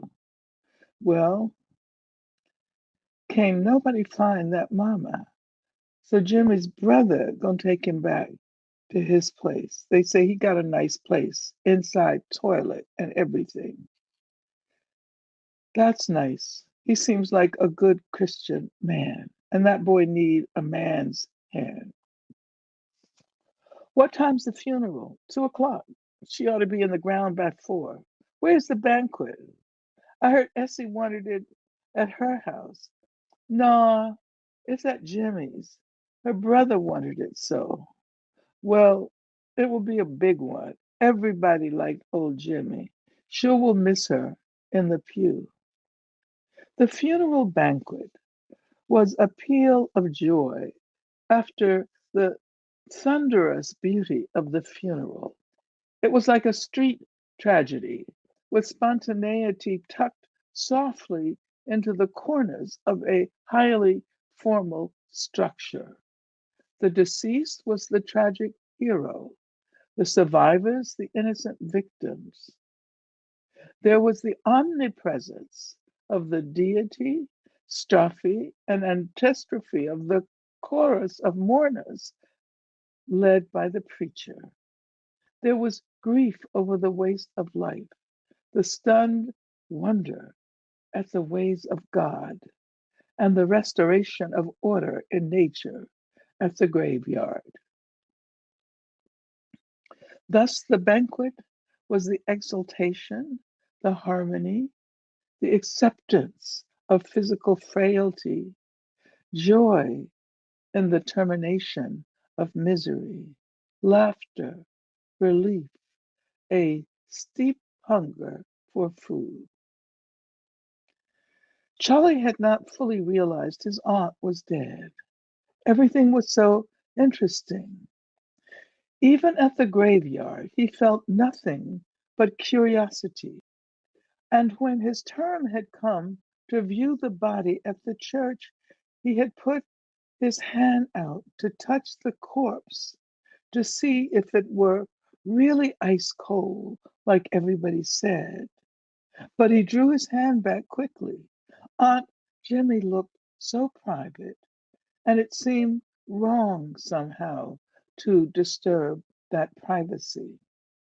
He had trudged back to his pew dry eyed, amid tearful shrieks and shouts of others, wondering if he should try to cry. Back in his house, he was free to join in the gaiety and enjoy what he really felt, a kind of carnival spirit. He ate greedily and felt good enough to try to get to know his cousins. There was some question, according to the adults, as to whether they were his real cousins or not, since Jimmy's brother O.V. was only a half brother, and Charlie's mother had been the daughter of Jimmy's sister. But that sister was from the second marriage of Jimmy's father, and O.V. was from the first marriage. One of these cousins interested Charlie in particular. He was about 15 or 16 years old. Charlie went out and found the boy standing with some others near the tub where Aunt Jimmy used to boil her clothes. He ventured a tentative, "Hey." They responded with another. The 15-year-old named Jake offered Charlie a rolled up cigarette. Charlie took it, but when he held the cigarette at arm's length and stuck the tip of it into the match flame instead of putting it in his mouth and drawing on it, they laughed at him. Shamefaced, he threw the cigarette down. He felt it important to do something to reinstate himself with Jake. So when he asked Charlie if he knew any girls, Charlie said, "Sure." All the girls Charlie knew were at the banquet, and he pointed to a cluster of them standing, hanging, draping on the back porch. Darlene, too. Charlie hoped Jake wouldn't pick her. "Let's get some and walk around," said Jake. The two boys sauntered over to the porch. Charlie didn't know how to begin. Jake wrapped his legs around the rickety porch rail and just sat there, staring off into space as though he had no interest in them at all.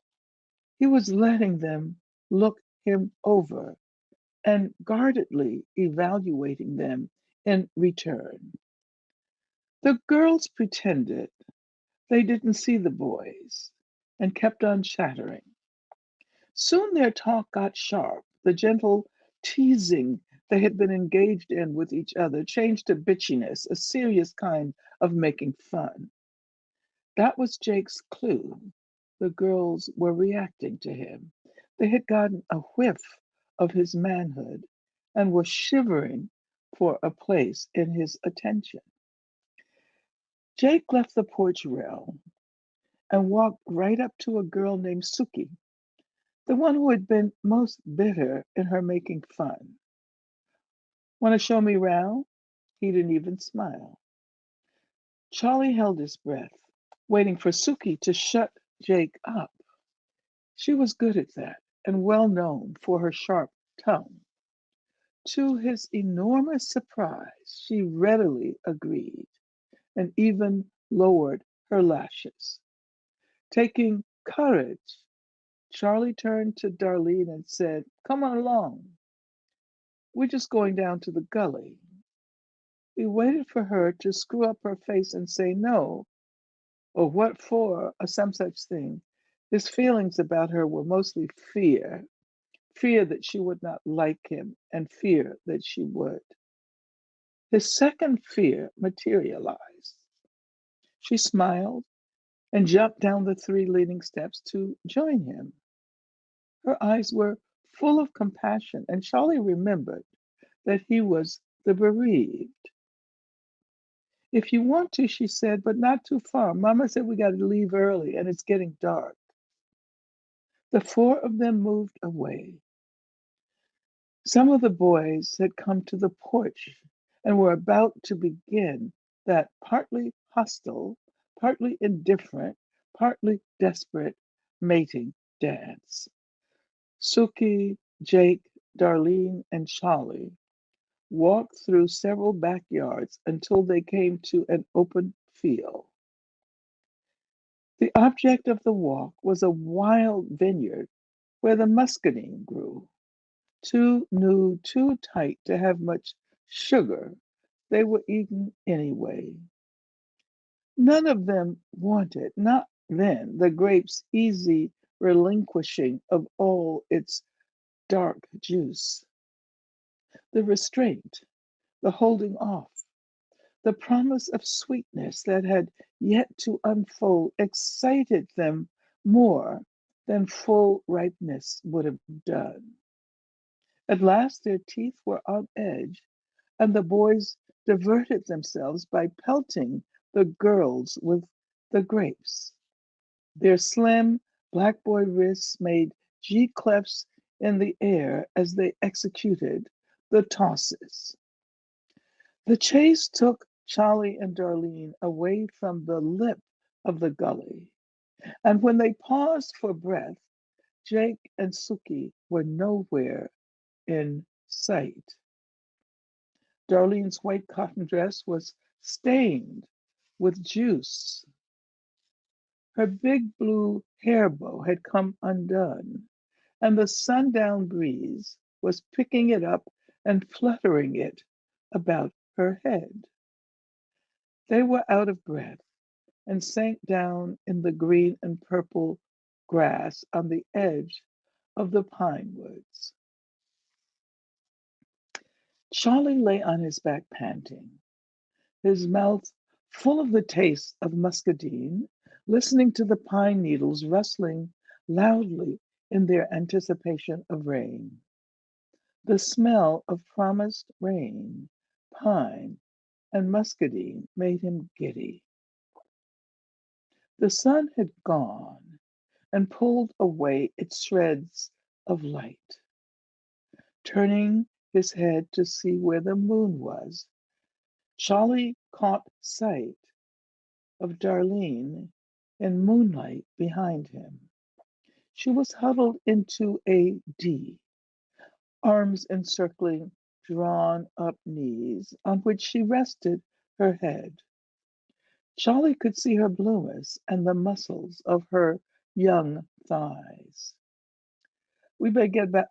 We'd better get on back, he said. Yeah, she stretched her legs flat on the ground and began to retie her hair ribbon. Mama gonna whoop me. Nah, she ain't. Uh-huh, she told me she would if I got dirty. You ain't dirty. I am too, look at that. She dropped her hands from the ribbon and smoothed out a place on her dress where the grape stains were heaviest.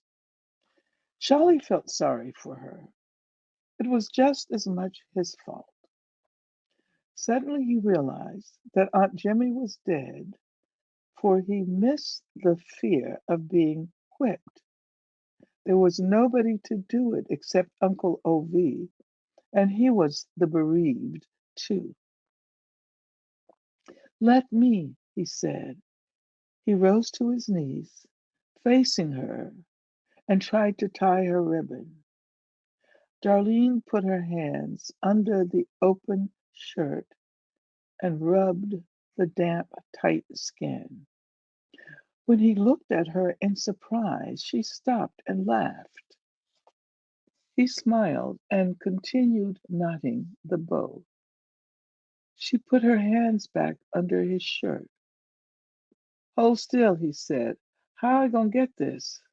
She tickled his ribs with her fingertips. He giggled and grabbed his rib cage.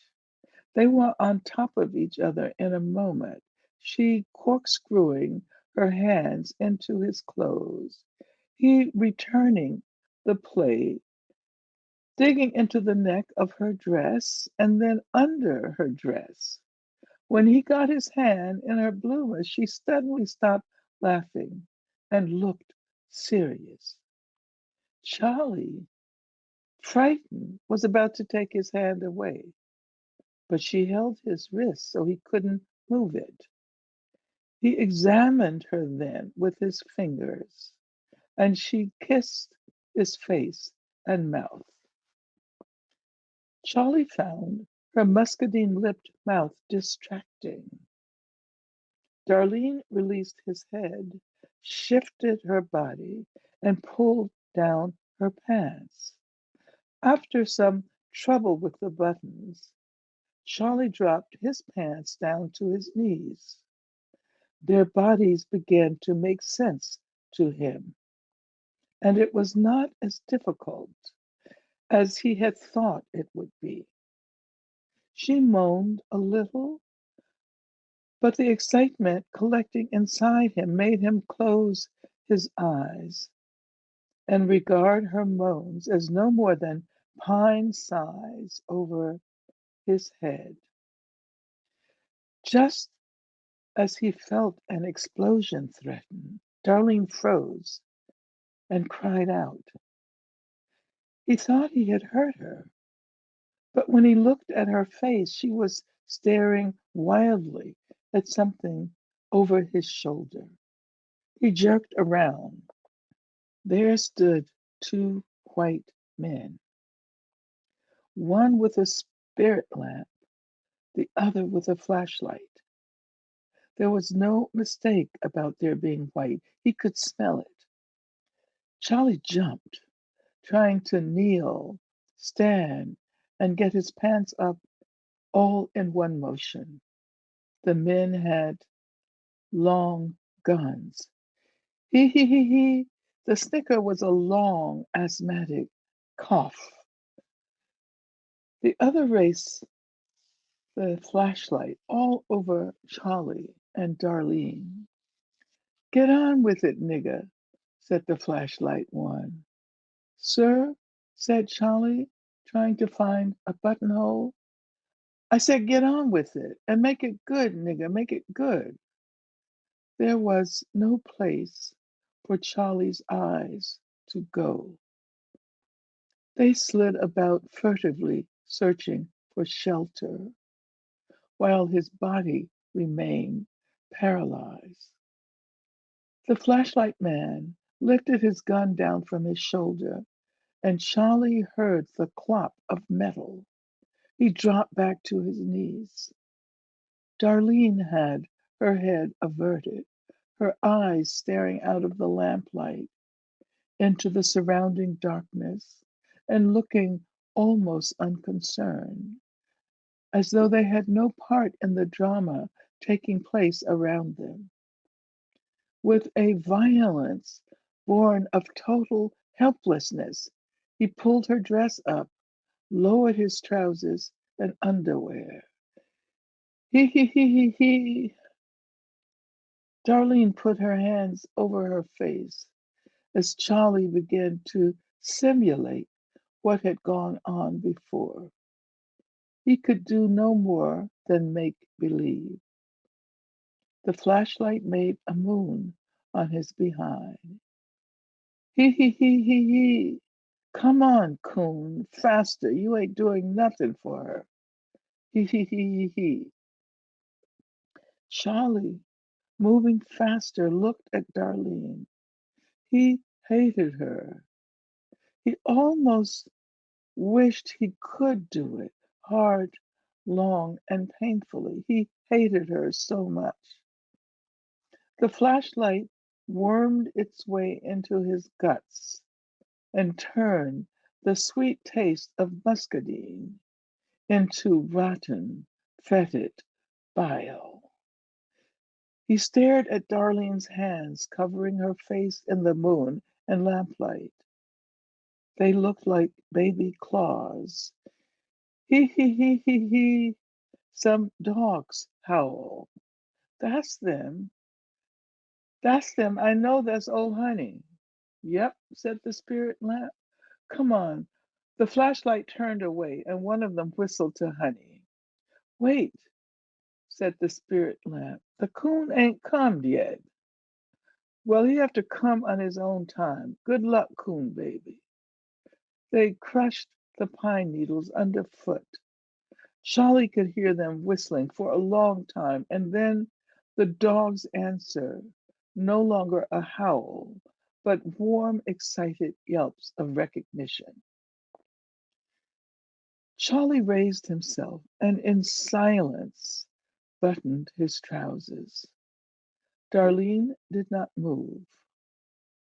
Charlie wanted to strangle her, but instead he touched her leg with his foot.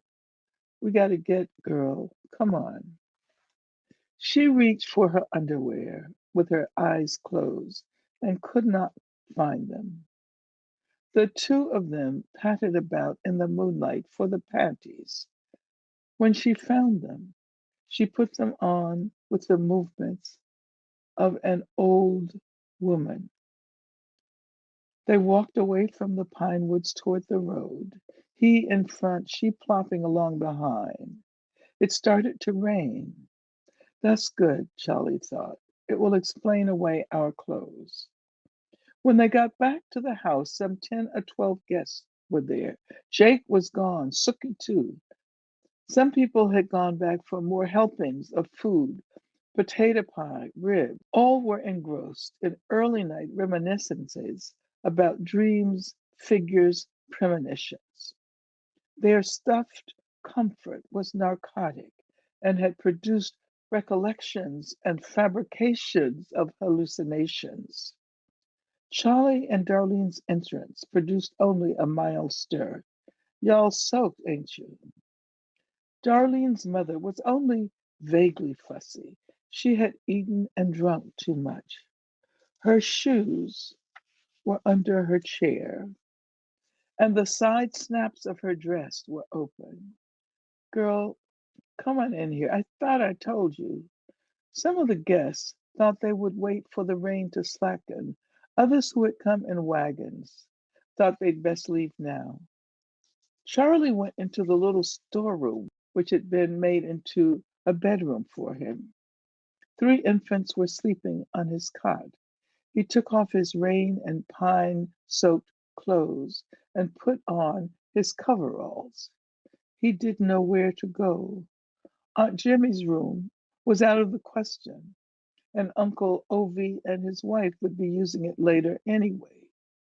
He took a quilt from the trunk, spread it on the floor, and lay down. Someone was brewing coffee, and he had a sharp craving for it just before falling asleep. The next day was cleaning out day, settling accounts,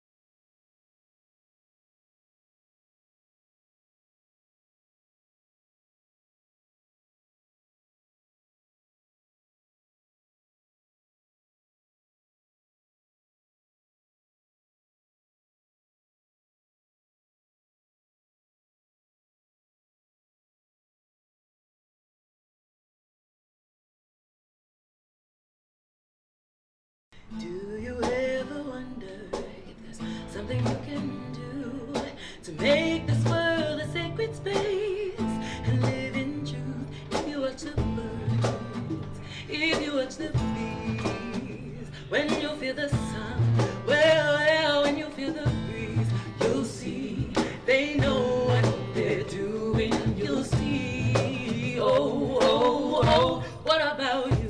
What about you? What about you? What about you? Can you feel what you're doing? Can you be what you're giving? Step completely for your love. With dignity, fight for love. Step completely for your love. Walk with dignity, fight for love. Step completely for your love. Walk with dignity, fight for love.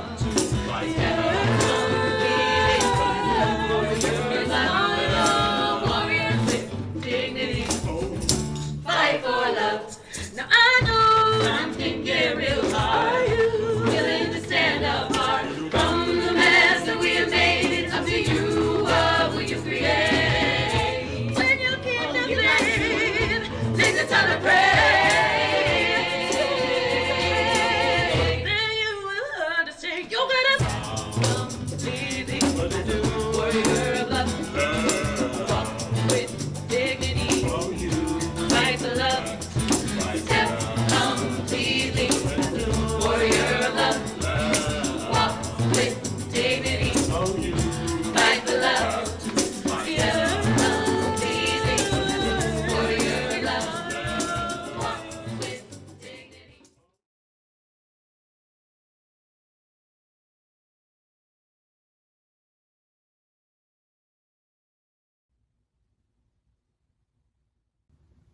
Once there was an old man who loved things, for the slightest concept with people produced in him a faint but persistent nausea. He could not remember when this distaste began, nor could he remember ever being free of it. As a young boy, he had been greatly disturbed by this revulsion, which others did not seem to share. But having got a fine education, he learned, among other things, the word misanthrope. Knowing his label provided him with both comfort and courage. He believed that to name an evil was to neutralize, if not annihilate it.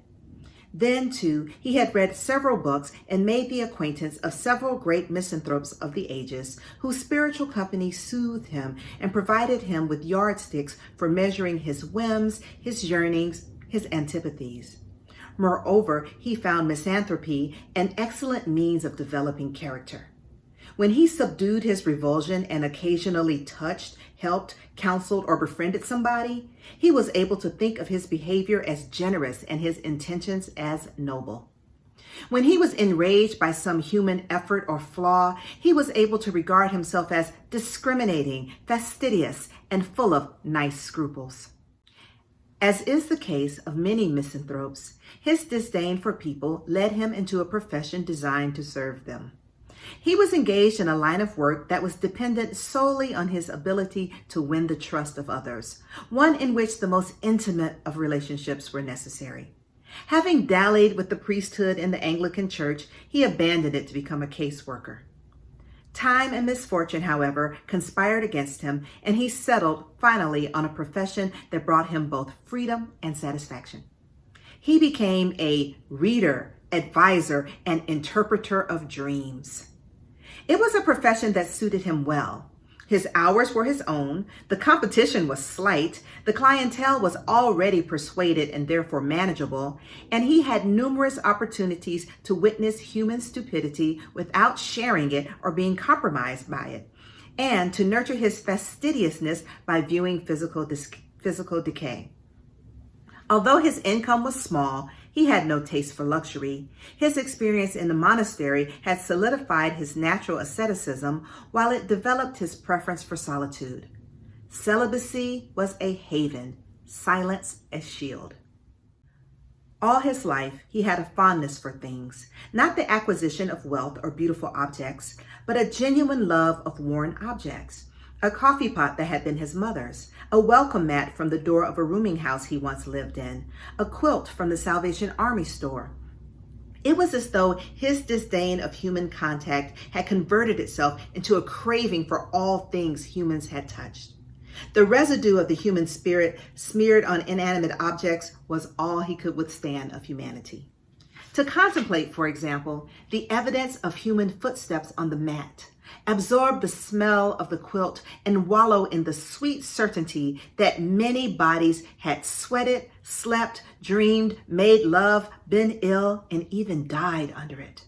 Wherever he went, he took along his things, and he was always searching for others.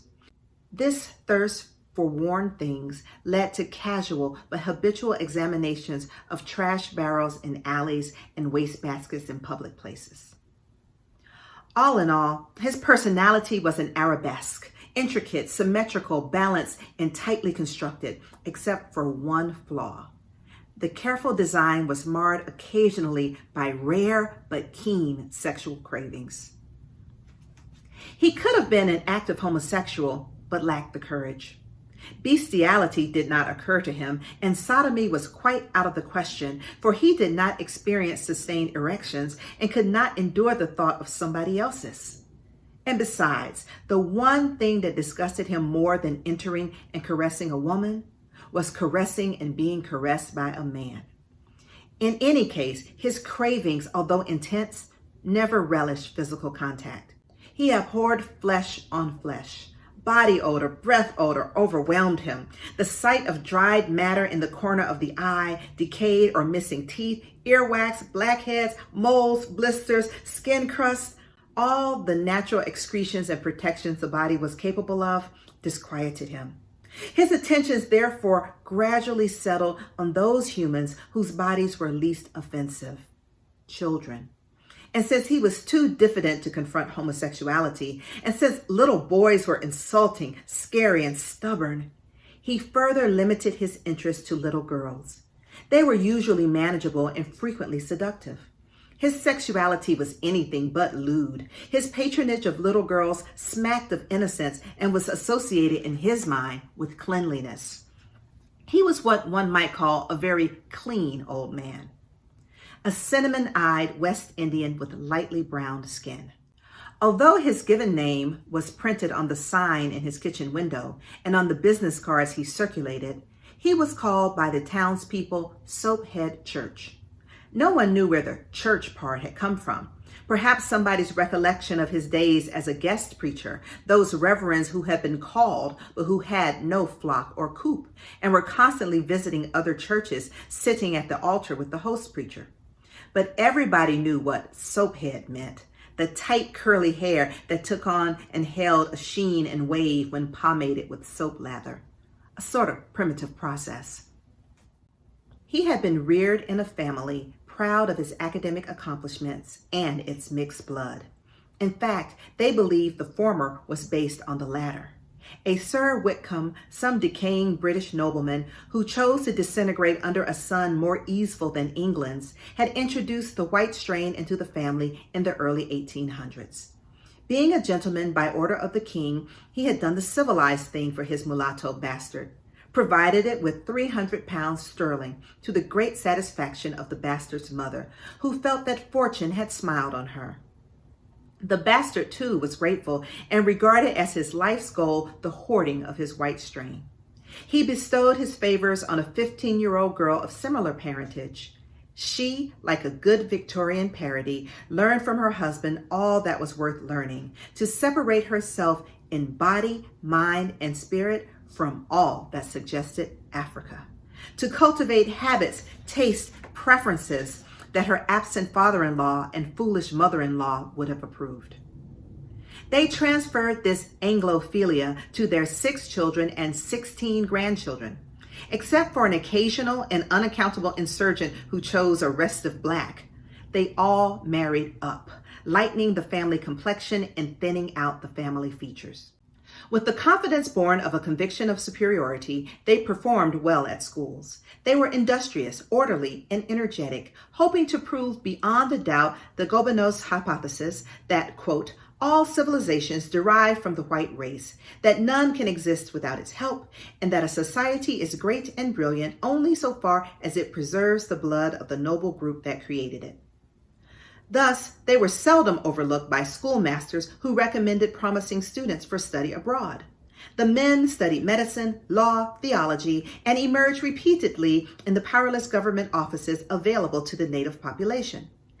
That they were corrupt in public and private practice, both lecherous and lascivious, was considered their noble right and thoroughly enjoyed by most of the less gifted population. As the years passed, due to the carelessness of some of the Whitcomb brothers, it became difficult to maintain their whiteness, and some distant and not so distant relatives married each other. No obviously bad effects were noticed from these ill-advised unions, but one or two old maids or gardener boys marked a weakening of the faculties and a disposition toward eccentricity in some of the children. Some flaw outside the usual alcoholism and lechery. They blamed the flaw on intermarriage with the family, however, not the original genes of the decaying lord. In any case, there were flukes. No more than any other family, to be sure, but more dangerous because more powerful. One of them was a religious fanatic who founded his own sect and fathered 4 sons, one of whom became a schoolmaster known for the precision of his justice and the control in his violence. This schoolmaster married a sweet, indolent, half-Chinese girl for whom the fatigue of bearing a son was too much. She died soon after childbirth. Her son, named Elihu Micah Whitcomb, provided the schoolmaster with ample opportunity to work out his theories of education, discipline, and the good life. Little Elihu learned everything he needed to know well, particularly the fine art of self-deception. He read greedily, but understood selectively, choosing bits and pieces of other men's ideas that supported whatever predilection he had at the moment. Thus, he chose to remember Hamlet's abuse of Ophelia, but not Christ's love for Mary Magdalene. Hamlet's frivolous politics, but not Christ's serious anarchy. He noticed Gibbon's acidity, but not his tolerance. Othello's love for the fair Desdemona, but not Iago's perverted love of Othello. The works he admired most were Dante's, those he despised most were Dostoevsky's.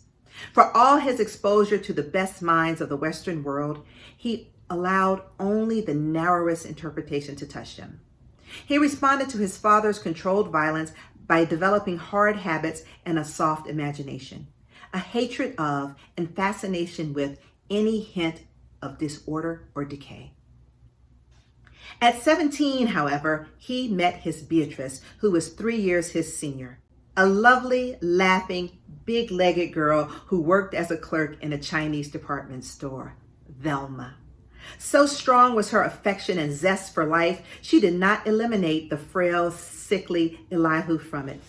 She found his fastidiousness and complete lack of humor touching and longed to introduce him to the idea of delight. He resisted the introduction, but she married him anyway, only to discover that he was suffering from and enjoying an invincible melancholy.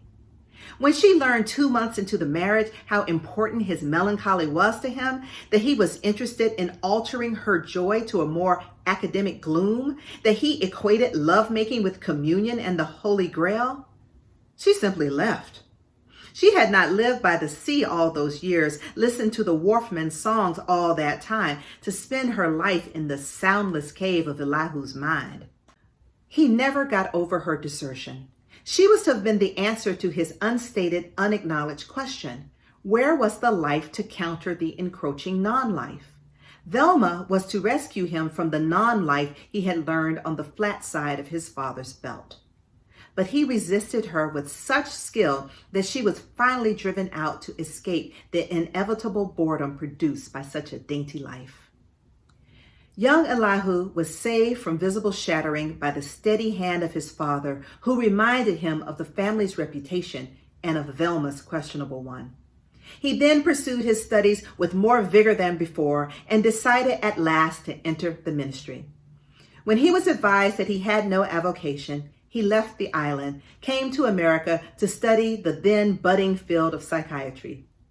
But the subject required too much truth, too many confrontations, and offered too little to support a failing ego.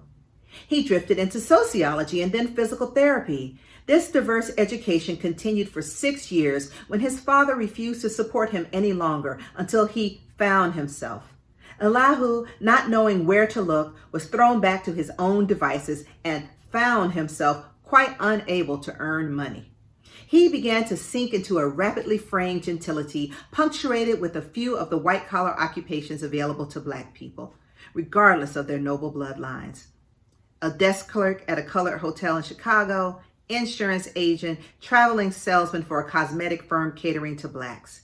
He finally settled in Lorain, Ohio in 1931, palming himself off as a minister and inspiring awe with the way he spoke English.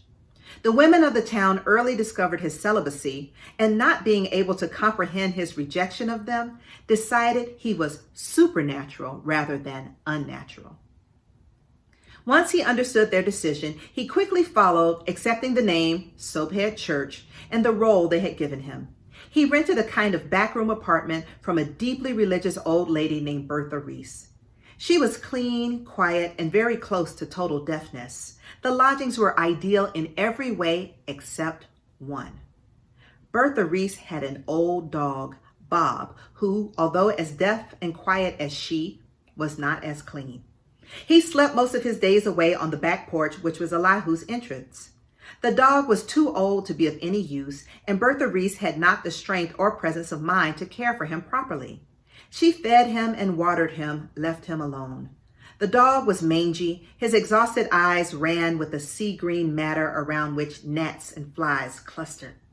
Soaphead was revolted by Bob and wished he would hurry up and die. He regarded this wish for the dog's death as humane, for he could not bear, he told himself, to see anything suffer. It did not occur to him that he was really concerned about his own suffering, since the dog had adjusted himself to fragility and old age. Soaphead finally determined to put an end to the animal's misery and brought some poison with which to do it. Only the horror of having to go near him prevented Soaphead from completing his mission. He waited for rage or blinding revulsion to spur him on. Living there among his worn things, rising every morning from his dreamless sleeps, he counseled those who sought his advice. His business was dread. People came to him in dread, whispered in dread, wept and pleaded in dread, and dread was what he counseled. Singly, they found his way to his door, wrapped each in a shroud stitched with anger, yearning, pride, vengeance, loneliness, misery, defeat, and hunger. They asked him for the simplest things: love, health, and money. Make him love me. Tell me what this dream means. Help me get rid of this woman. Make my mother give me back my clothes. Stop my left hand from shaking. Keep my baby's ghost off the stove. Break so-and-so's fix. To all these requests, he addressed himself. His practice was to do what he was bid, not to suggest to a party that perhaps the request was unfair, mean, or hopeless. With only the occasional and increasingly rare encounters with little girls he could possibly persuade to be entertained by him, he lived rather peaceably among his things, admitting to no regrets. He was aware, of course, that something was awry in his life and all lives, but put the problem where it belonged, at the foot of the originator of life. He believed that since decay, filth, vice, and disorder were pervasive, they must be in the nature of things. Evil existed because God had created it. He, God, had made a sloven and unforgivable error in judgment, designing an imperfect universe. Theologians justified the presence of corruptions as a means by which men strove, were tested, and triumphed. A triumph of cosmic neatness. But this neatness, the neatness of Dante, was in the orderly sectioning and segregating of all levels of evil and decay. In the world, it was not so. The most exquisite-looking ladies sat on toilets, and the most dreadful-looking had pure and holy yearnings. God had done a poor job, and so had suspected that he himself could have done better. It was, in fact, a pity that the Maker had not sought his counsel. Soaphead was reflecting once again on these thoughts one late hot afternoon when he heard a tap at his door. Opening it, he saw a little girl, quite unknown to him. She was about 12 or so, he thought, and seemed to him pitifully unattractive. When he asked her what she wanted, she did not answer, but held out to him one of his cards advertising his services. Quote, If you are overcome with trouble and conditions that are not natural, I can remove them. Overcome spells, bad luck, and evil influences. Remember, I am a true spiritualist and psychic reader, born with power, and I will help you. Satisfaction in one visit. During many years of practice, I have brought together many in marriage and reunited many who were separated. If you are unhappy, discouraged, or in distress, I can help you. Does bad luck seem to follow you? Has the one you love changed? I can tell you why. I will tell you who your enemies and friends are, and if the one you love is true or false. If you are sick, I can show you the way to health. I locate lost and stolen articles. Satisfaction guaranteed. Soaphead Church told her to come in. What can I do for you, my child? She stood there, her hands folded across her stomach, a little protruding pot of a tummy. Maybe you can do it for me. Do what for you? I can't go to school no more, and I thought maybe you could help me. Help you how? Tell me. Don't be frightened. My eyes. What about your eyes? I want them blue. Soaphead pursed his lips, let his tongue stroke a gold inlay. He thought it was at once the most fantastic and most logical petition he had ever received. Here was an ugly little girl asking for beauty. A surge of love and understanding swept through him, but was quickly replaced by anger. Anger that he was powerless to help her. Of all the wishes people had brought him, money, love, revenge, this seemed to him the most poignant and the one most deserving of fulfillment. A little black girl who wanted to rise up out of the pit of her blackness and see the world with blue eyes. His outrage grew and felt like power. For the first time, he honestly wished he could work miracles. Never before had he really wanted the true and holy power, only the power to make others believe he had it. It seemed so sad, so frivolous, that mere mortality, not judgment, kept him from it. Or did it?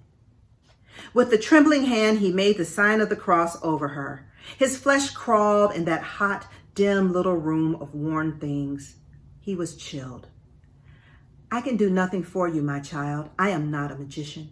I only work through the Lord. He sometimes uses me to help people. All I can do is offer myself to him as the instrument through which he works. If he wants your wish granted, he will do it. Soaphead walked to the window, his back to the girl. His mind raced, stumbled, and raced again. How to frame the next sentence, how to hang on to the feeling of power. His eye fell on old Bob sleeping on the porch. We must make some offering, that is, some contact with nature. Perhaps some simple creature may be the vehicle through which he will speak. Let us see. He knelt down at the window and moved his lips. After what seemed a suitable length of time, he rose and went to the icebox that stood near the other window. From it, he removed a small packet wrapped in pinkish butcher paper. From a shelf, he took a small brown bottle and sprinkled some of its contents on the substance inside the paper. He put the paper, partly open, on the table. Take this food and give it to the creature sleeping on the porch. Make sure he eats it and mark how well he behaves. If nothing happens, you will know that God has refused you. If the animal behaves strangely, your wish will be granted on the day following this one. The girl picked up the packet. The odor of the dark, sticky meat made her want to vomit. She put her hand on her stomach. Courage, courage, my child. These things are not granted to faint hearts. She nodded and swallowed visibly, holding down the vomit. Soaphead opened the door and she stepped over the threshold. Goodbye, God bless, he said, and quickly shut the door. At the window, he stood watching her, his eyebrows pulled together in waves of compassion, his tongue fondling the worn gold in his upper jaw. He saw the girl bending down to the sleeping dog, who, at her touch, opened one liquid eye, matted in the corners with what looked like green glue. She reached out and touched the dog's head, stroking him gently. She placed the meat on the floor of the porch near his nose. The odor roused him, and he lifted his head and got up to smell it better. He ate it in 3 or 4 gulps. The girl stroked his head again, and the dog looked up at her with soft triangle eyes. Suddenly, he coughed, the cough of a phlegmy old man, and got to his feet. The girl jumped. The dog gagged, his mouth chomping the air, and promptly fell down. He tried to raise himself, could not, tried again, and half fell down the steps. Choking, stumbling, he moved like a broken toy around the yard.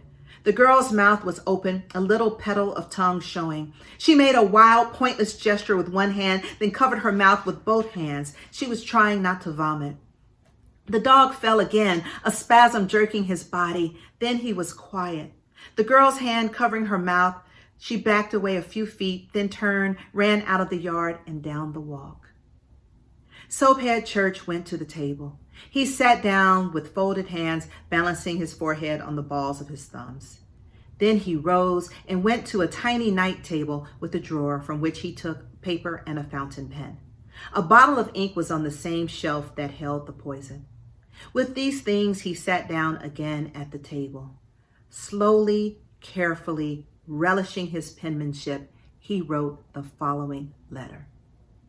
Attention to he who greatly ennobled the human nature by creating it. Dear God, the purpose of this letter is to familiarize you with the facts which have either escaped your notice or which you have chosen to ignore. Once upon a time, I lived greenly and youngish on one of your islands, an island of the archipelago in the South Atlantic between North and South America, enclosing the Caribbean Sea and the Gulf of Mexico, divided into Greater Antilles, the Lesser Antilles, and the Bahama Islands. Not the Windward or Leeward Island colonies, mark you, but within, of course, the greater of the two Antilles. While the precision of this prose may be at times laborious, it is necessary that I identify myself to you clearly. Now, we in this colony took as our own the most dramatic and most obvious of her white master's characteristics, which were, of course, their worst. In retaining the identity of our race, we held fast to those characteristics most gratifying to sustain and least troublesome to maintain. Consequently, we were not royal, but snobbish, not aristocratic, but class conscious. We believed authority was cruelty to our inferiors, and education was being at school. We mistook violence for passion, indolence for leisure, and thought recklessness was freedom. We raised our children and reared our crops. We let infants grow and property develop. Our manhood was defined by acquisitions, our womanhood by acquiescence. And the smell of your fruit and the labor of your days we abhorred. This morning, before the little black girl came, I cried for Velma. Oh no, not aloud. There is no wind to carry, bear, or even refuse to bear a sound so heavy with regret. But in my own silent, lone way, I cried for Velma. You need to know about Velma to understand what I did today. She, Velma, left me the way people leave a hotel room. A hotel room is a place to be when you are doing something else. Of itself, it is no consequent to one's major scheme. A hotel room is convenient, but its convenience is limited to the time you need it while you are in that particular town on that particular business. You hope it is comfortable, but prefer rather that it be anonymous. It is not, after all, where you live. When you no longer need it, you pay a little something for its use. Say, "Thank you, sir." And when your business in that town is over, you go away from that room. Does anybody regret leaving a hotel room? Does anyone who has a home, a real home somewhere, want to stay there? Does anyone look back with affection or even disgust at a hotel room when they leave it? You can only love or despise whatever living was done in that room, but the room itself? But you take a souvenir. No, not to remember the room, to remember rather the time and place of your business, your adventure. What can anyone feel for a hotel room? One doesn't any more feel for a hotel room than one expects a hotel room to feel for its occupant. That Heavenly Father was how she left me, or rather she never left me because she was never ever there. You remember, do you, how and of what we are made? Let me tell you now a little about the breasts of little girls. I apologize for the inappropriateness. Is that it? The imbalance of loving them at awkward times of day and in awkward places, and the tastelessness of loving those which belong to members of my family. Do I have to apologize for loving strangers? But you too are amiss here, Lord. Why did you allow it to happen? How is it I could lift my eyes from the contemplation of your body and fall deeply into the contemplation of theirs? The buds on some of these saplings, they were mean, mean and tender, mean little buds, resisting the touch, springing like rubber, but aggressive, daring me to touch, commanding me to touch, not a bit shy as you'd suppose. They stuck out at me, oh yes, at me, slender-chested, finger-chested lassies. Have you ever seen them, Lord? I mean, really seen them? One could not see them and not love them. You who made them must have considered them lovely, even as an idea. How much more lovely is the manifestation of that idea? I couldn't, as you must recall, keep my hands, my mouth off them. Salt sweet, like not quite ripe strawberries covered with the light salt sweat of running days and hopping, skipping, jumping hours. The love of them, the touch, taste, feel of them was not just an easy, luxurious human vice. They were for me a thing to do instead. Instead of Papa, instead of the cloth, instead of Velma, and I chose not to do without them. But I didn't go into the church. At least I didn't do that. As to what I did do, I told people that I knew all about you, that I had received your powers. It was not a complete lie, but it was a complete lie.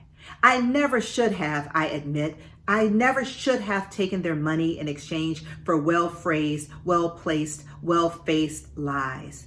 But mark you, I hated it. Not for one moment did I love the lies or the money. But consider the woman who left the hotel room. Consider the green time, the noon time of the archipelago. Consider the hopeful eyes that were outdone only by their hoping breast. Consider how I needed a comfortable evil to prevent my knowing what I could not bear to know. Consider how I hated and despised the money. And now consider, not according to my just deserts, but according to my mercy, the little black girl that came allooning at me today. Tell me, Lord, how could you leave a lass so long, so lone, that she could find her way to me? How could you? I weep for you, Lord, and it is because I weep for you that I had to do your work for you. Do you know what she came for? Blue eyes. New blue eyes, she said, like she was buying shoes. I like a pair of new blue eyes. She must have asked you for them a very long time and you hadn't replied. A habit, I could have told her, a long ago habit broken for Job, but no more. She came to me for them. She had one of my cards. Card enclosed. By the way, I added the Micah, Elihu Micah Whitcomb, but I am called Soaphead Church. I cannot remember how or why I got the name. What makes one name more a person than another? Is the name the real thing then? And the person only what his name says? Is that why, to the simplest and friendliest of questions, what is your name, put to you by Moses, you would not say, but instead said, I am who I am? Like Popeye, I am what I am? Afraid you were, weren't you, to give out your name? Afraid they would know the name and then know you. Then they wouldn't fear you. It's quite all right. Don't be vexed. I mean no offense. I understand. I have been a bad man too, an unhappy man too, but someday I will die. I was always so kind. Why do I have to die? The little girls are the only things I'll miss. Do you know that when I touched their sturdy little tits and bit them just a little, I felt I was being friendly? I didn't want to kiss their mouths or sleep in the bed with them or take a child bride for my own. Playful, I felt, and friendly. Not like the newspaper said, not like the people whispered. And they didn't mind at all, not at all. Remember how many of them came back? No one would even try to understand that. If I'd been hurting them, would they have come back? Two of them, Doreen and Sugar Babe, they'd come together. I'd give them mints, money, and they'd eat ice cream with their legs open while I played with them. It was like a party. And there wasn't nastiness, there wasn't any filth, and there wasn't any odor, and there wasn't any groaning, just the light of white laughter of little girls and me. And there wasn't any look, any long, funny look, any long, funny Velma look afterwards. No look that makes you feel dirty afterward, that makes you want to die. With the little girls, it was all clean and good and friendly. You have to understand that, Lord. You said, suffer the little children to come unto me and harm them not. Did you forget? Did you forget about the children? Yes, you forgot. You let them go wanting, sit on road shoulders, crying next to their dead mothers. I've seen them charred, lamed, halt. You forgot, Lord. You forgot how and when to be God. That's why I changed the little black girl's eyes for her, and I didn't touch her. Not a finger did I lay on her, but I gave her those blue eyes she wanted. Not for pleasure and not for money. I did what you did not, could not, would not do. I looked at that ugly little black girl and I loved her. I played you, and it was a very good show. I have caused a miracle. I gave her the eyes. I gave her the blue, two blue eyes, cobalt blue, a streak of it right out of your own blue heaven. No one else will see her blue eyes, but she will, and she will live happily ever after. I have found it meet and right to do so. Now you are jealous. You are jealous of me. You see, I too have created. Not aboriginally like you, but creation is heady wine, more for the taster than the brewer. Having therefore imbibed, as it were, of the nectar, I am not afraid of you, of death, not even of life. And it's all right about Velma, and it's all right about Papa, and it's all right about the Greater and Lesser Antilles. Quite all right. Quite. With kindest regards, I remain your Elihu Micah Whitcomb. Soaphead Church folded the sheets of paper into 3 equal parts and slipped them into an envelope. Although he had no seal, he longed for sealing wax. He removed the cigar box from under the bed and rummaged about in it. There were some of his most precious things: a sliver of jade that had dislodged from a cufflink at the Chicago hotel, a gold pendant shaped like a Y with a piece of coral attached to it that had belonged to the mother he never knew, 4 large hairpins that Velma had left on the rim of the bathroom sink, a blue gross-grain ribbon from the head of a little girl named Precious Jewel, a blackened faucet head from the sink in a jail cell in Cincinnati, 2 marbles he had found under a bench in Morningside Park on a very fine spring day, an old Lucky Heart catalog that smelled still of nut brown and mocha face powder, and lemon vanishing cream. Distracted by his things, he forgot what he had been looking for. The effort to recall was too great. There was a buzzing in his head, and a wash of fatigue overcame him. He closed his box and eased himself out on the bed and slipped into an ivory sleep from which he could not hear the tiny yelps of an old lady who had come out of her candy store and found the still carcass of an old dog named Bob.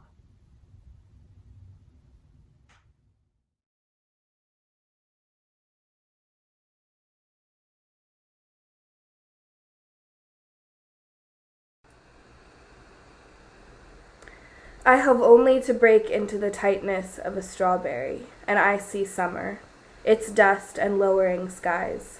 It remains for me a season of storms.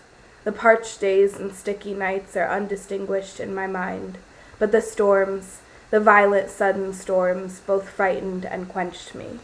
But my memory is uncertain. I recall a summer storm in the town where we lived, and imagine a summer my mother knew in 1929. There was a tornado that year, she said, that blew away half of South Lorraine. I mix up her summer with my own. Biting the strawberry, thinking of storms, I see her, a slim young girl in a pink crepe dress. One hand is on her hip, the other lolls about her thigh, waiting. The wind swoops her up, high above the houses, but she is still standing, hand on hip, smiling. The anticipation and promise in her lolling hand are not altered by the Holocaust. In the summer tornado of 1929, my mother's hand is unextinguished. She is strong, smiling and relaxed while the world falls down about her. So much for memory. Public fact becomes private reality, and the seasons of a Midwestern town become the morai of our small lives. The summer was already thick when Frida and I received our seeds. We had waited since April for the magic package containing the packets and packets of seeds we were to sell for 5 cents each, which would entitle us to a new bicycle. We believed it and spent a major part of every day trooping about the town selling them. Although Mama had restricted us to the homes of people she knew or the neighborhoods familiar to us, we knocked on all doors and floated in and out of every house that opened to us. 12-room houses that sheltered half as many families, smelling of grease and urine. Tiny wooden 4-room houses tucked into bushes near the railroad tracks. The up-over places, apartments up over fish markets, butcher shops, furniture stores, saloons, restaurants. Tidy brick houses with flowered carpets and glass bowls with fluted edges. During that summer of the seed selling, we thought about the money, thought about the seeds, and listened with only half an ear to what people were saying. In the houses of people who knew us, we were asked to come in and sit, given cold water or lemonade, and while we sat there being refreshed, the people continued their conversations or went about their chores. Little by little, we began to piece a story together, a secret, terrible, awful story. And it was only after 2 or 3 such vaguely overheard conversations that we realized that the story was about Piccola. Properly placed, the fragments of talk ran like this. Did you hear about that girl? What? Pregnant? Yes, but guess who? Who? I don't know all these little old boys. That's just it, ain't no little old boy. They say it's Charlie. Charlie? Her daddy? Uh-huh. Lord have mercy, that dirty nigger. 'Member that time he tried to burn them up? I knew he was crazy for sure then. What's she gonna do, the mama? Keep on like she been, I reckon. He taken off. County ain't gonna let her keep that baby, is they? Don't know. None of them breedloves seem right anyhow. That boy is off somewhere every minute and the girl was always foolish. Don't nobody know nothing about them anyway. Where they come from, nothing. Don't seem to have no people. What you reckon make him do a thing like that? Beats me, just nasty. Well, they ought to take her out of school. Ought to. She carries some of the blame. Oh, come on, she ain't but 12 or so. Yeah, but you never know. How come she didn't fight him? Maybe she did. Yeah, you never know. Well, it probably won't live. They say the way her mama beat her, she lucky to be alive herself. She be lucky if it don't live. Bound to be the ugliest thing walking. Can't help but be. Ought to be a law. 2 ugly people doubling up like that to make more ugly. Be better off in the ground. Well, I wouldn't worry none. It'd be a miracle if it live. Our astonishment was short-lived, for it gave way to a curious kind of defensive shame. We were embarrassed for Piccola, hurt for her, and finally we just felt sorry for her. Our sorrow drove out all thoughts of the new bicycle, and I believe our sorrow was the more intense because nobody else seemed to share it. They were disgusted, amused, shocked, outraged, or even excited by the story. But we listened for the one who would say, "Poor little girl," or "Poor baby." But there was only head wagging where those words should have been. We looked for eyes creased with concern, but saw only veils. I thought about the baby that everybody wanted dead, and saw it very clearly.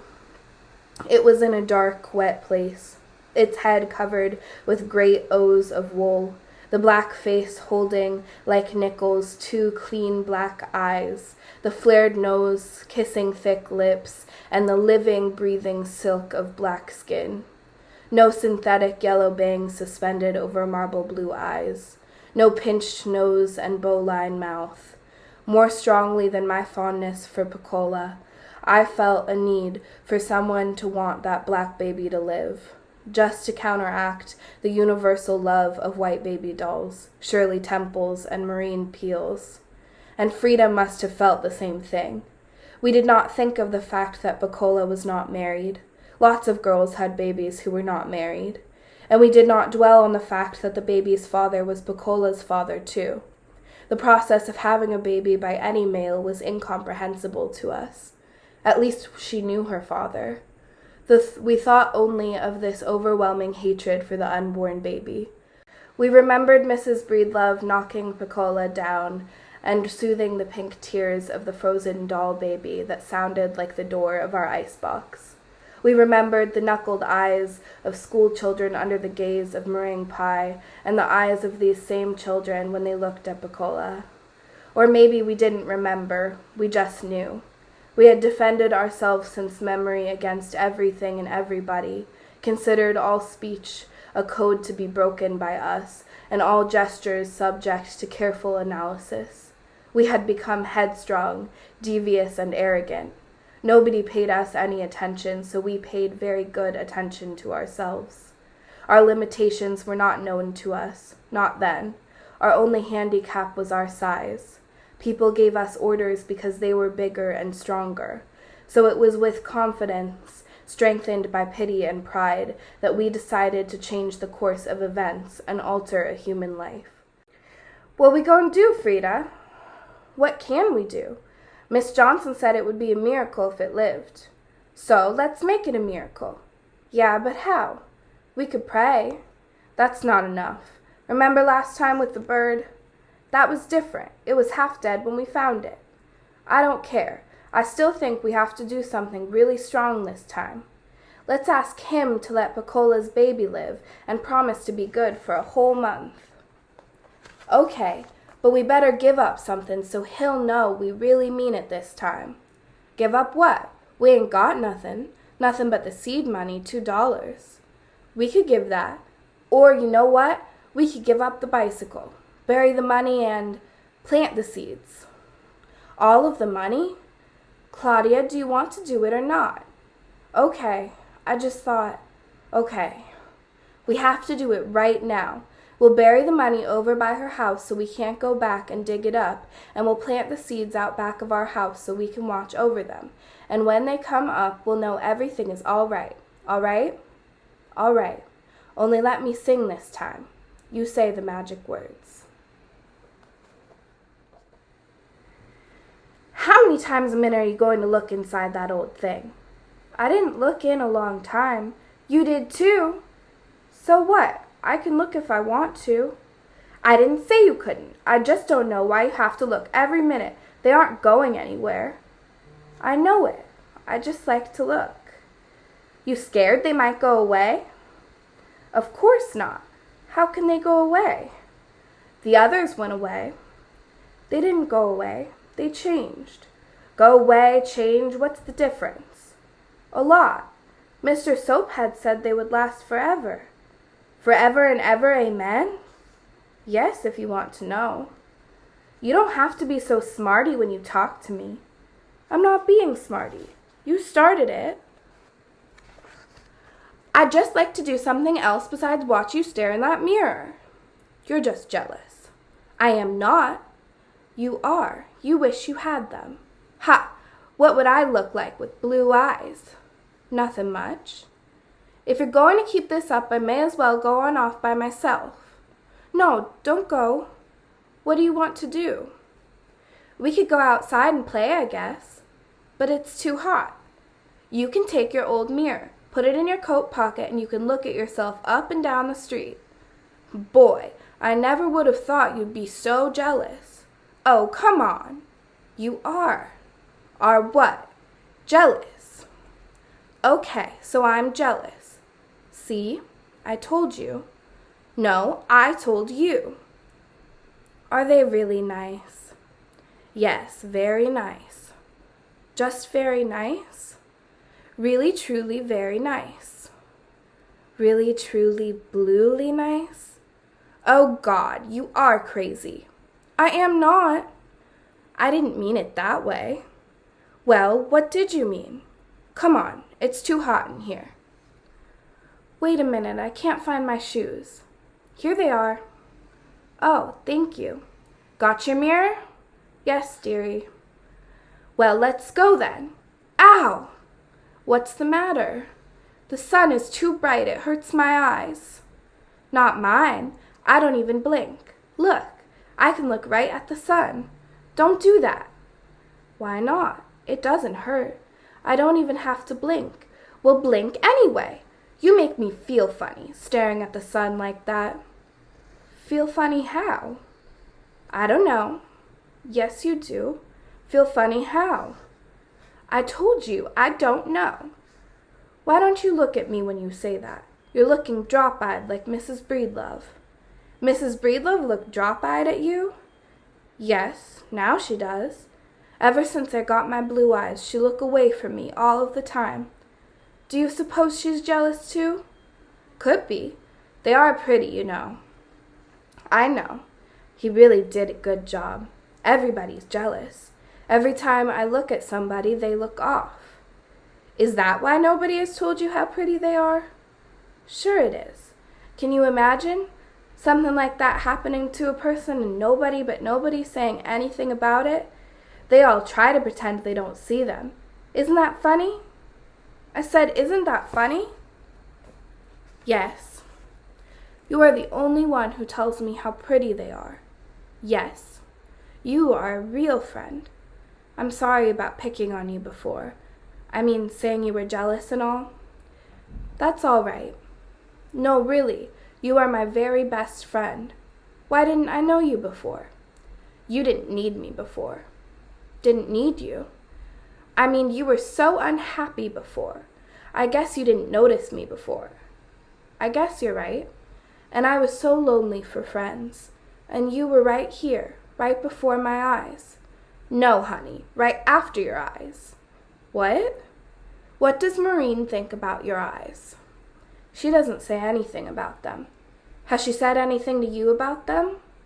No, nothing. Do you like Maureen?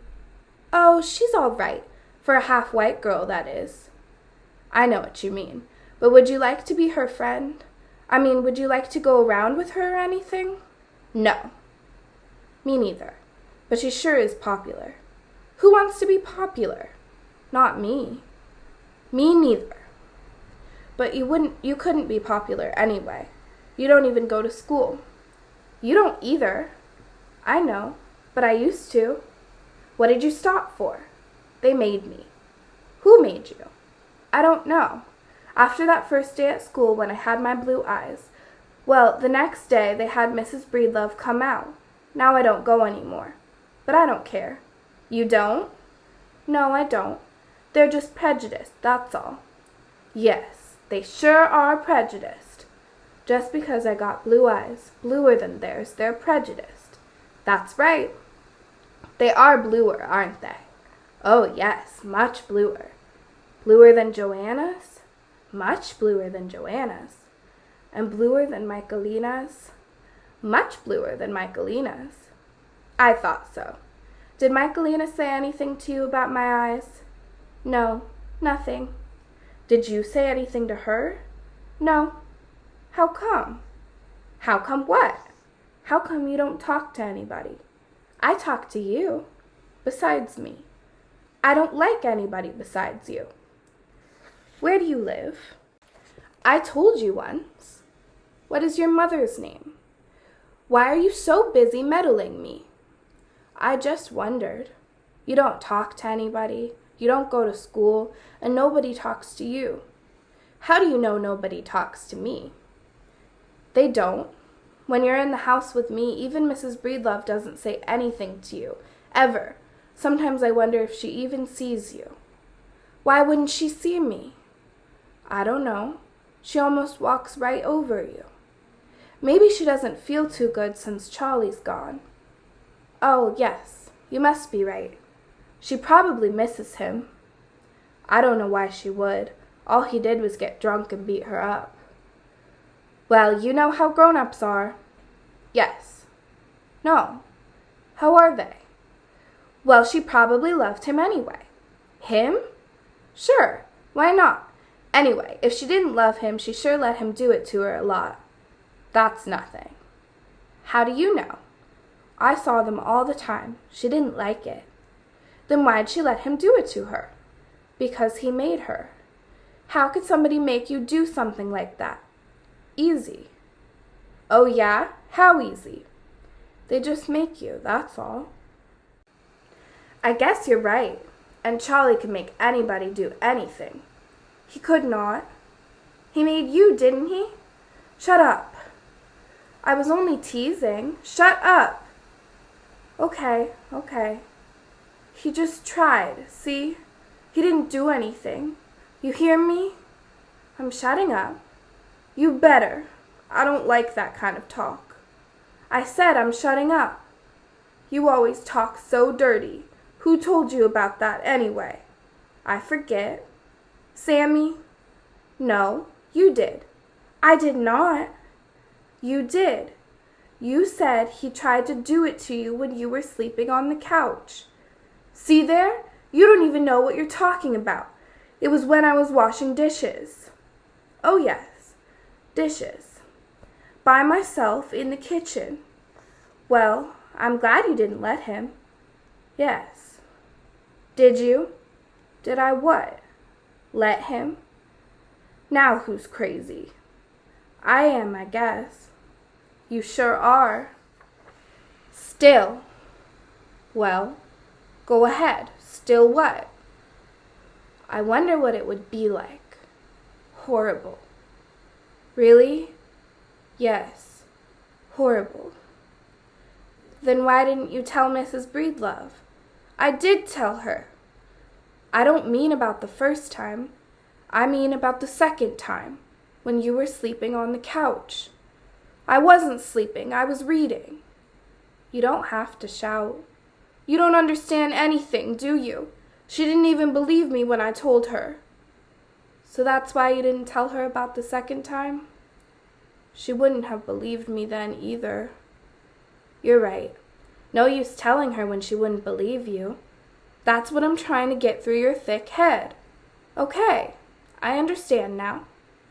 Just about. What do you mean, just about? You sure are mean today. You keep on saying mean and sneaky things. I thought you were my friend. I am. Then leave me alone about Charlie. Okay. There's nothing more to say about him anyway. He's gone anyway. Yes, good riddance. Yes, good riddance. And Sammy's gone too. So there's no use talking about it. I mean them. No use at all. It's all over now. Yes. And you don't have to be afraid of Charlie coming at you anymore. No. That was horrible, wasn't it? Yes. The second time too? Yes. Really? The second time too? Leave me alone. You better leave me alone. Can't you take a joke? I was only funnin'. I don't like to talk about dirty things. Me neither. Let's talk about something else. What? What will we talk about? Why, your eyes. Oh, yes. My eyes. My blue eyes. Let me look again. See how pretty they are? Yes, they get prettier each time I look at them. They really are the prettiest I've ever seen. Really? Oh, yes. Prettier than the sky? Oh, yes. Much prettier than the sky.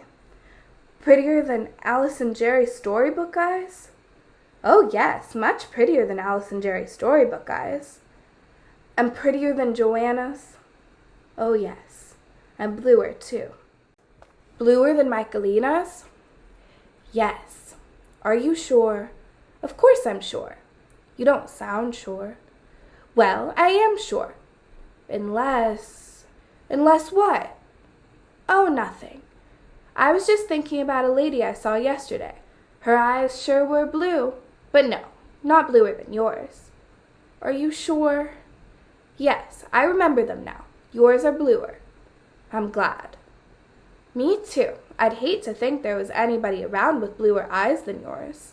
I'm sure there isn't. Not around here, anyway. But you don't know, do you? You haven't seen everybody, have you? No, I haven't. So there could be, couldn't there? Not hardly. But maybe. You said around here. Nobody around here probably has bluer eyes. But what about someplace else? Even if my eyes are bluer than Joanna's, and bluer than Michaelina's, and bluer than that lady's you saw, suppose there is somebody way off somewhere with bluer eyes than mine. Don't be silly. There could be, couldn't there? Not hardly. But suppose a long way off, in Cincinnati, say, there is somebody whose eyes are bluer than mine. Suppose there are 2 people with bluer eyes. So what? You asked for blue eyes. You got blue eyes.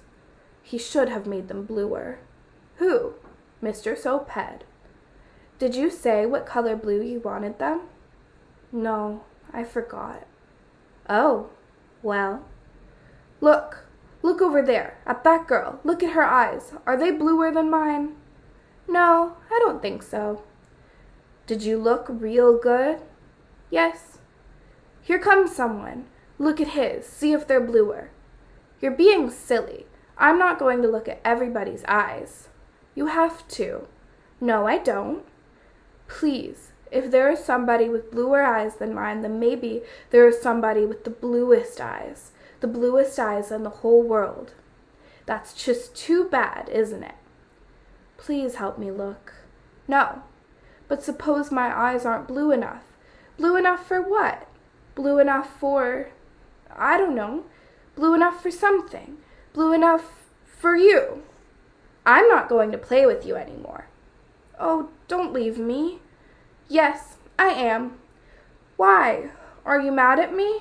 Yes. Because my eyes aren't blue enough?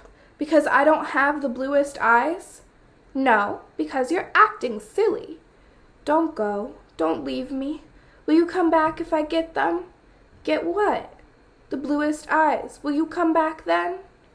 Of course I will. I'm just going away for a little while. You promise? Sure.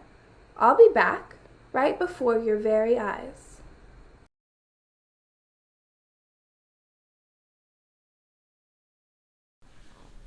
So it was. A little black girl yearns for the blue eyes of a little white girl.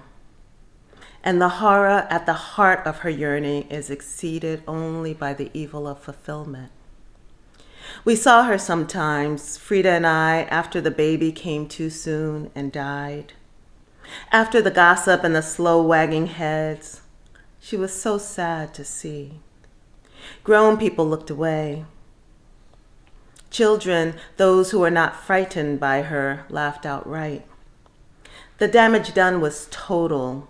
She spent her days, her tendril sap-green days, walking up and down, her head jerking to the beat of a drummer so distant only she could hear. Elbows bent, hands on shoulders, she flailed her arms like a bird in an eternal, grotesquely futile effort to fly. Beating the air, a winged but grounded bird, intent on the blue void it could not reach, could not even see, but which filled the valleys of the mind. We tried to see her without looking at her and never went near. Not because she was absurd or repulsive or because we were frightened, but because we had failed her. Our flowers never grew. I was convinced that Frida was right, that I had planted them too deeply. How could I have been so sloven? So we avoided Pecola breedlove forever.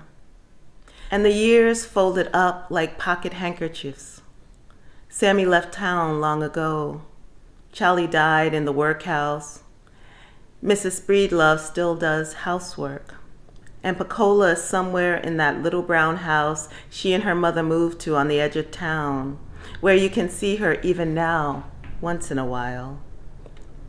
The bird-like gestures are worn away to a mere picking and plucking her way between the tire rims and the sunflowers, between Coke bottles and milkweed, among all the waste and beauty of the world, which is what she herself was. All of our waste which we dumped on her and which she absorbed, all of our beauty which was hers first and which she gave to us. All of us, all who knew her, felt so wholesome after we cleaned ourselves on her. We were so beautiful when we stood astride her ugliness. Her simplicity decorated us. Her guilt sanctified us. Her pain made us glow with health. Her awkwardness made us think we had a sense of humor. Her inarticulateness made us believe we were eloquent.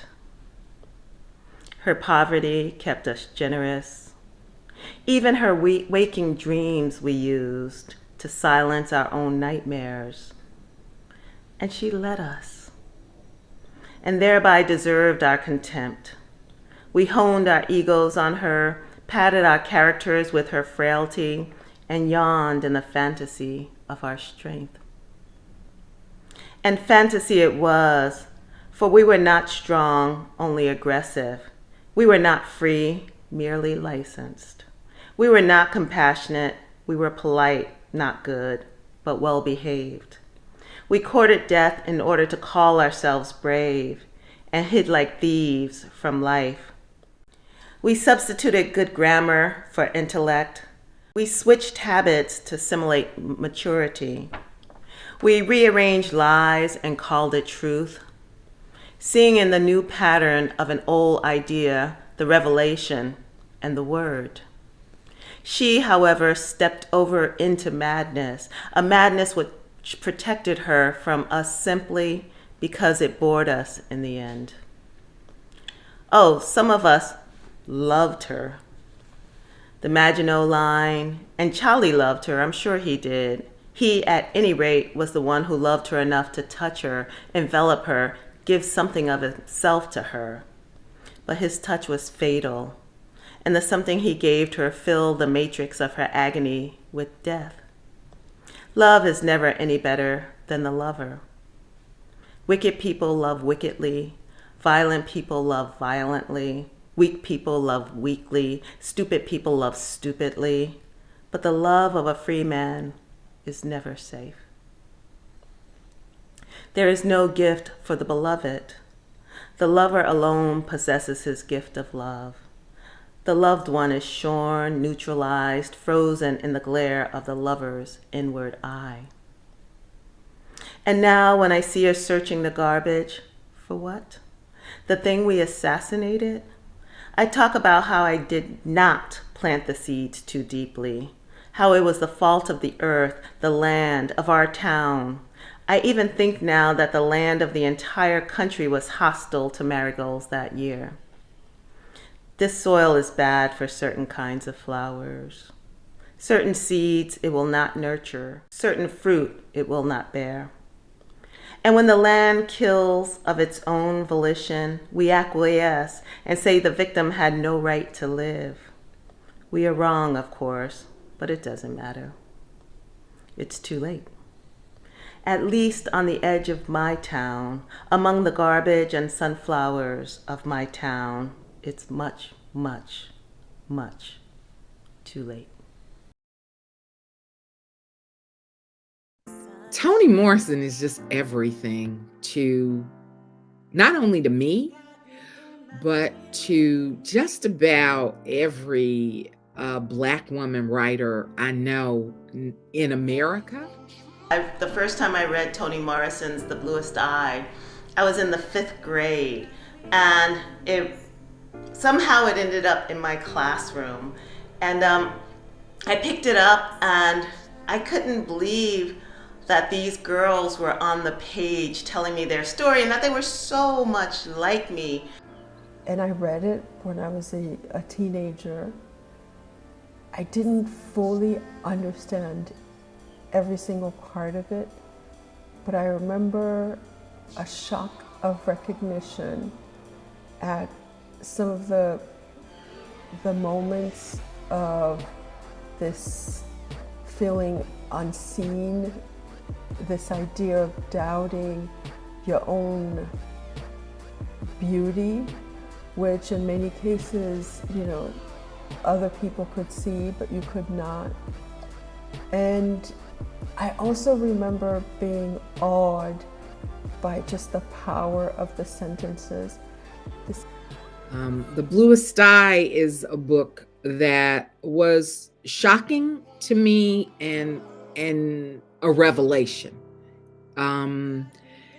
It told in very direct terms about intimate abuse of children, about racism, about segregation, about flawed Black people. There are no heroes in the book, and I couldn't have written my own novel without Toni Morrison's The Bluest Eye.